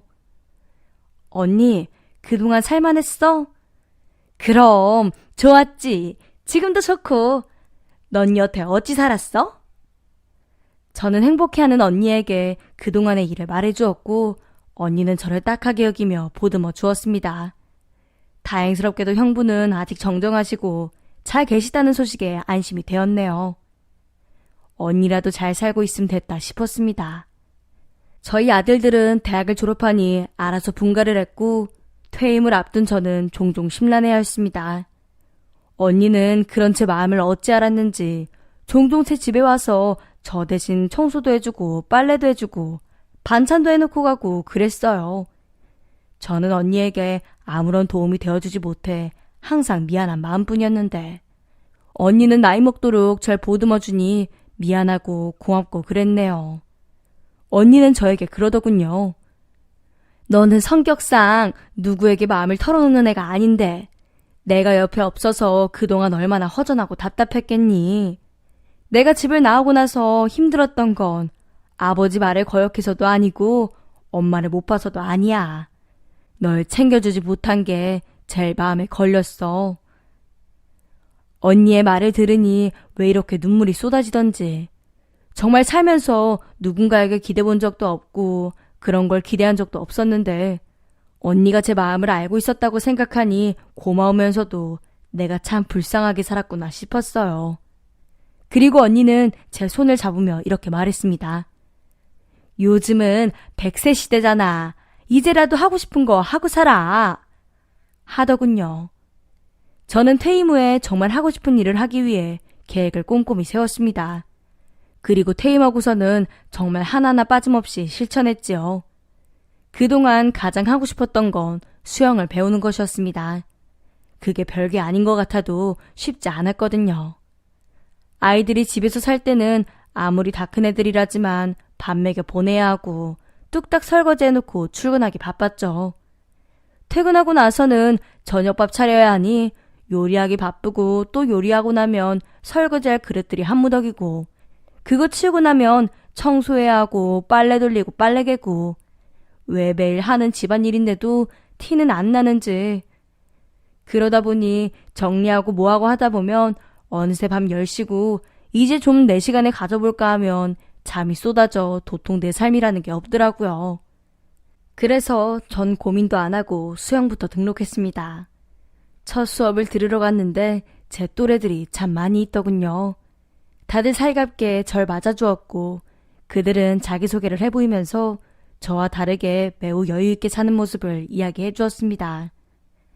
어떤 언니는 78인데 전 저보다 아래인 줄 알았을 정도로 관리를 잘했더라니까요. 왜 이렇게 젊으냐고 비결이 뭐냐고 물었더니 자신한테 투자를 많이 한다고 하더라고요. 아침에 수영하고 그 다음에 바로 에어로빅, 어떤 날은 사교 댄스 이렇게 배우고 끝나면 점심 먹고 카페 가서 친구들이랑 수다 좀 떨다가 좋은 데 구경 가기도 하고 날 좋은 날은 나들이도 가고 저녁 되면 남편이랑 밥 먹고 영화나 보고 그렇게 산다고 하대요. 진짜 꿈 같은 이야기다 싶었습니다. 근데 그들은 나이 먹으면 다들 그렇게 사는 거 아니냐면서 이런 삶을 부러워하는 저를 신기한다는 듯이 바라보더군요. 아니, 그럼 여태 무슨 재미로 살았어? 하면서 절 외계인 보듯 하더라니까요. 그래도 그들은 제가 그들과 다른 삶을 살았다고 해서 밀어내지 않았습니다. 나이 먹으면 60이든 70이든 다 친구 되는 거라고 하면서 챙겨주기에 무척이나 고마웠습니다. 며칠 다니다 보니 이젠 그 친구들과 일정을 함께 할 정도로 적응도 되고 친해지게 되었네요. 그런데 어느 날 수영 끝나고 친구들이 저에게 백화점 쇼핑을 가자고 하더라고요. 좋은데 같이 가고 싶은데 제 옷차림이 별로라고 하면서요. 어딜 가길래 옷이 중요하냐고 했더니 일단 따라오라고 했습니다. 그래서 백화점에 가서 여태 한 번도 사보지 않았던 화려한 옷을 하나 구입했습니다. 팔 부분이 망사로 되어 있고 가슴에 반짝반짝한 큐빅이 박혀있는 옷인데 입어보라고 해서 입었더니 선녀가 따로 없다면서 칭찬을 듣게 되었어요. 그래서 처음으로 저를 위한 옷을 사봤네요. 이건 제가 퇴임 후에 하고 싶었던 일 중 하나이기도 했는데 이렇게 화려한 걸 입게 될 줄은 몰랐지만요. 저는 그 옷을 입고 친구가 안내하는 곳으로 가게 되었습니다. 평범한 건물이었는데 엘리베이터를 타고 내리니 조명이 반짝반짝해서 눈이 부신 곳이더라고요. 어머, 여기가 어디예요? 내가 이럴 줄 알았어. 이 좋은 데를 여태 한 번도 안 와본 사람이 여기 있었구만. 친구들은 낯설어하는 제 손을 잡아당겼습니다. 무도장이라고 크게 써있는 글씨를 보니까 운동하는 곳인가 싶었는데 사람들 옷차림이나 분위기를 보니 그런 것 같진 않고 저는 지레 겁을 먹었지요. 아유, 난 이런 이상한 데 못 가. 이상한 데를 내가 왜 데리고 오겠어? 좋으니까 데리고 왔지. 잔말 말고 한 번만 들어와 봐. 여긴 춤과 열정이 가득한 새로운 세상이라니까. 그렇게 친구 손에 이끌려 안으로 들어왔는데 정말 신세계나 다름없더군요. 전 세상의 남자들은 무뚝뚝하고 따스한 말 한마디 할 줄 모르는 존재들이라고 생각했었는데 그곳에서 젠틀하고 따뜻한 남성들을 접하게 되었습니다. 처음 왔다고 하니 음료도 사주고 서로 구경시켜주겠다고 하는 사람들도 많고요. 그 사람들의 손에 이끌리듯 주변을 돌려보니 사람들의 표정이 참 순수했습니다. 춤을 추는 얼굴은 마치 어린아이 같았고요. 낯선 세상을 한 바퀴 구경하고 돌아오니 친구들은 소개시켜줄 사람이 또 있다면서 잠시 앉아있으라고 했어요. 자기가 되게 좋아하는 사람이라면서 제가 선생 출신이니까 어떤 스타일을 좋아하겠는지 파악 좀 해달라면서요. 어린아이들이나 상대했지 다 큰 어른을 제가 뭘 어떻게 알겠느냐고 했는데 저희 자리로 온 남자의 얼굴을 보고 전 온몸에 소름이 돋았습니다. 그 남자는 바로 45년 전 헤어졌던 제 첫사랑이었습니다. 그렇게 시끄러웠던 음악은 들리지 않았고 그렇게 많은 사람들은 보이지 않았습니다. 오직 이 남자만 보이더군요. 우리는 어색하게 인사를 나눴습니다. 45년이 지났지만 변함없는 외모와 그 목소리 여전히 그대로더군요. 친구는 이 남자와 저를 번갈아 보고는 낌새를 알아챘어요. 둘이 아는 사이인가 보다, 그치? 친구는 매우 서운해하는 기색이었지만 자리를 비켜주었어요. 보아하니 사연이 있는 것 같은데 내가 쿨하게 보내줄 테니까 좋은 시간 보내고 있어. 난 노래나 즐기고 있어야겠네. 사람 인연이라는 게 억지로 끊을 수도 없지만 억지로 만들어갈 수도 없다는 게 이런 뜻이구나 했네요. 지금까지 혼자 힘겹게 살아왔던 세월이 하나도 아깝지 않았습니다. 다시 얼굴을 마주할 수 있다는 것만으로도 이미 제 지난 세월을 다 보상받은 것 같더라고요. 이 남자는 자리를 옮겨와 제 옆에 앉았습니다. 그리고는 말없이 제 손을 잡았어요. 저는 갑자기 눈물이 쏟아졌습니다. 어찌나 눈물이 나던지 앞이 하나도 보이질 않더군요. 우리는 아무 말 없이 손잡고 울고만 있었고 조금 진정이 되고 난 후에는 친구들에게 양해를 구하고 먼저 빠져나왔습니다. 근처에 조용한 공원에 앉아 서로가 없이 지냈던 지난 세월의 흔적들을 짧게나마 이야기로 풀어냈던 시간들이었지요. 우리는 서로 혹시나 예의에 어긋나는 행동을 하진 않을까 조심스럽게 물었습니다. 이 남자에게 제가 가장 먼저 묻고 싶었던 건 역시 결혼 여부였지요. 결혼은 했어요? 그럼 제가 사모님께 신뢰를 범하고 있는 거네요. 아니, 이젠 이해할 거야. 사별한 지 10년 됐어. 오래됐네. 저도 사별한 지 20년 좀 넘었고 아들은 셋 있고. 아들이 셋이나 있으니 든든하겠구만. 난 아들 하나, 딸 하나. 복도 많네요.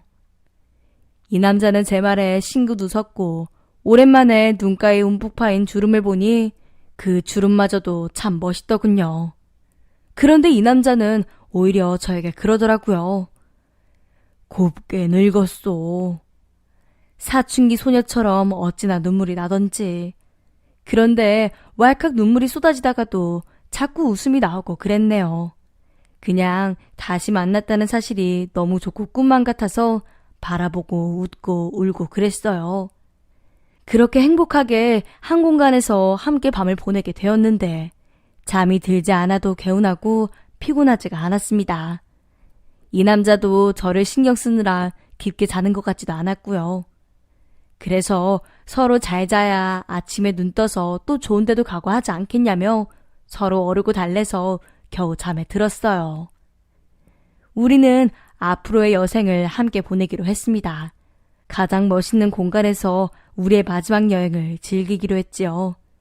그래서 누가 예쁘다더라 하는 유명한 곳, 좋다는 곳, 예쁜 곳 다 가보려고요. 그리고 가장 마음에 드는 곳에서 소박하게라도 집 짓고 살자고 이야기를 나눴습니다. 이렇게 행복한 나날을 즐기고 있었는데 어느 날 뜬금없이 둘째 며느리에게 전화가 왔더군요.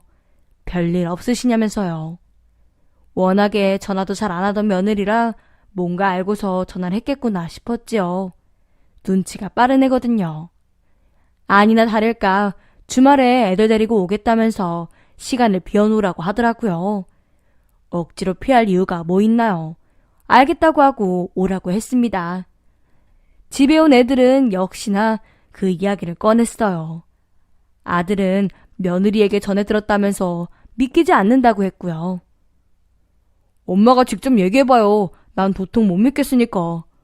엄마 정말 콜라텍에서 만난 남자랑 그러고 다니는 거 맞아요? 아들에게 엄마가 잘못하거나 창피한 행동을 했다고는 생각하지 않아. 엄만 45년 만에 정말 소중한 사람을 다시 만난 거고 이건 신이 나에게 주신 선물이라고 생각해. 아들과 며느리는 저를 보면서 무척이나 답답해하더군요. 어떻게 받아들여야 할지 모르겠다면서요. 오래된 추억이라 다 그립게 느껴지고 반가운 마음에 뭔들 못하겠냐며 그 사람과 저의 추억을 매도하긴 했어도 얘네들은 모르는 일이니까 원망하거나 속상해하지도 않았습니다. 제가 일일이 말해줘야 할 필요도 없고요. 이해시킨들 뭐가 달라지겠어요. 그냥 저는 이렇게 이야기했습니다. 엄마로 인해서 피해가 가는 일은 없을 거야. 혹시나 내 재산 탕진할까봐 그런 거라면 걱정 안 해도 돼. 근데 엄마는 여태 너희들한테 충분히 해주었다고 생각하는데 엄마의 아름다운 노후를 위해서 양보해주면 안 될까? 가서 고민해보고 형이랑 동생이랑도 이야기해봐. 엄마는 부족하지 않게 다 줬다고 생각하는데 그래도 아깝고 아쉬우면 말해. 엄마가 죽기 전에 니네들 목 미리 떼어줄 테니까. 아들과 며느리는 잘 생각해보고 이야기해주겠다고 갔습니다. 아들은 이해할는지 모르겠는데 며느리는 좀 걱정이 되더군요. 며느리에게까지 내 삶을 이해해달라고 하는 건 제 욕심이겠지요. 떼달라고 하면 떼줄 겁니다. 저야 뭐 돈 쓸 게 뭐가 있겠어요. 밥 먹고 버스 타고 다닐 만큼은 떼어주겠죠. 그마저도 안 주고 가져가겠다고 하면 자식을 잘못 키운 것이니 이 또한 제 탓이겠지요. 이 남자에게도 그렇게 말했습니다. 우리 달라는 거 다 주고서 빈털터리가 되더라도 이제 다른 사람 때문에 이별하는 일은 없었으면 좋겠어. 그렇게 말이죠. 그런데 아들 녀석은 몇 달째 소식이 없네요. 혼란스럽기도 하고 배신감이 들어서 그러려나요? 전 이제 뭐든 괜찮아요. 정말로요. 가슴 한켠 오래 비어져 있어서 공허한 줄도 모르고 살았는데 이렇게 숨가쁜 행복 속에서 지내니 이 행복을 다시는 잃고 싶지가 않습니다. 저희는 강이 보이는 곳에 조그마한 집을 지었습니다. 아직 공사가 끝나지 않아 가끔 가서 보고 오는데 잔잔한 강물을 보고 있으면 지금이 몇 년도인지 시간은 몇 시인지도 까맣게 잊고 멍하니 생각에 잠길 수 있다는 게 좋더라고요. 저는 강가에 앉아 이 남자가 돌려주었던 손수건을 꺼내 보이며 말했습니다. 이거 기억나지요? 살면서 후회했던 적이 있다면 이 손수건을 내가 다시 돌려주었던 것이었지. 그렇게 이별할 줄 알았으면 어떤 상황이든 뭐라도 남겨달라고 했을 텐데 그게 제일 슬픈 일이었다네. 하지만 저는 아무것도 추억할 물건이 없어서 이 얼굴을 더 선명히 기억했는지도 모르겠습니다. 그 목소리를 더 뚜렷이 떠올렸는지도 모르겠고요. 천국에 오면 이런 기분일까요? 미리 맛본 천국이니 전 이제 여길 떠나도 낯설지 않겠죠? 남은 여생이 얼마나 될진 모르겠으나 기쁘고 행복한 추억 하나름 가지고 갈 겁니다. 여러분들도 행복하세요. 오늘의 사연에 여러분의 소중한 댓글 기다리면서 구독, 좋아요, 공유는 물론 알람 설정도 부탁드립니다.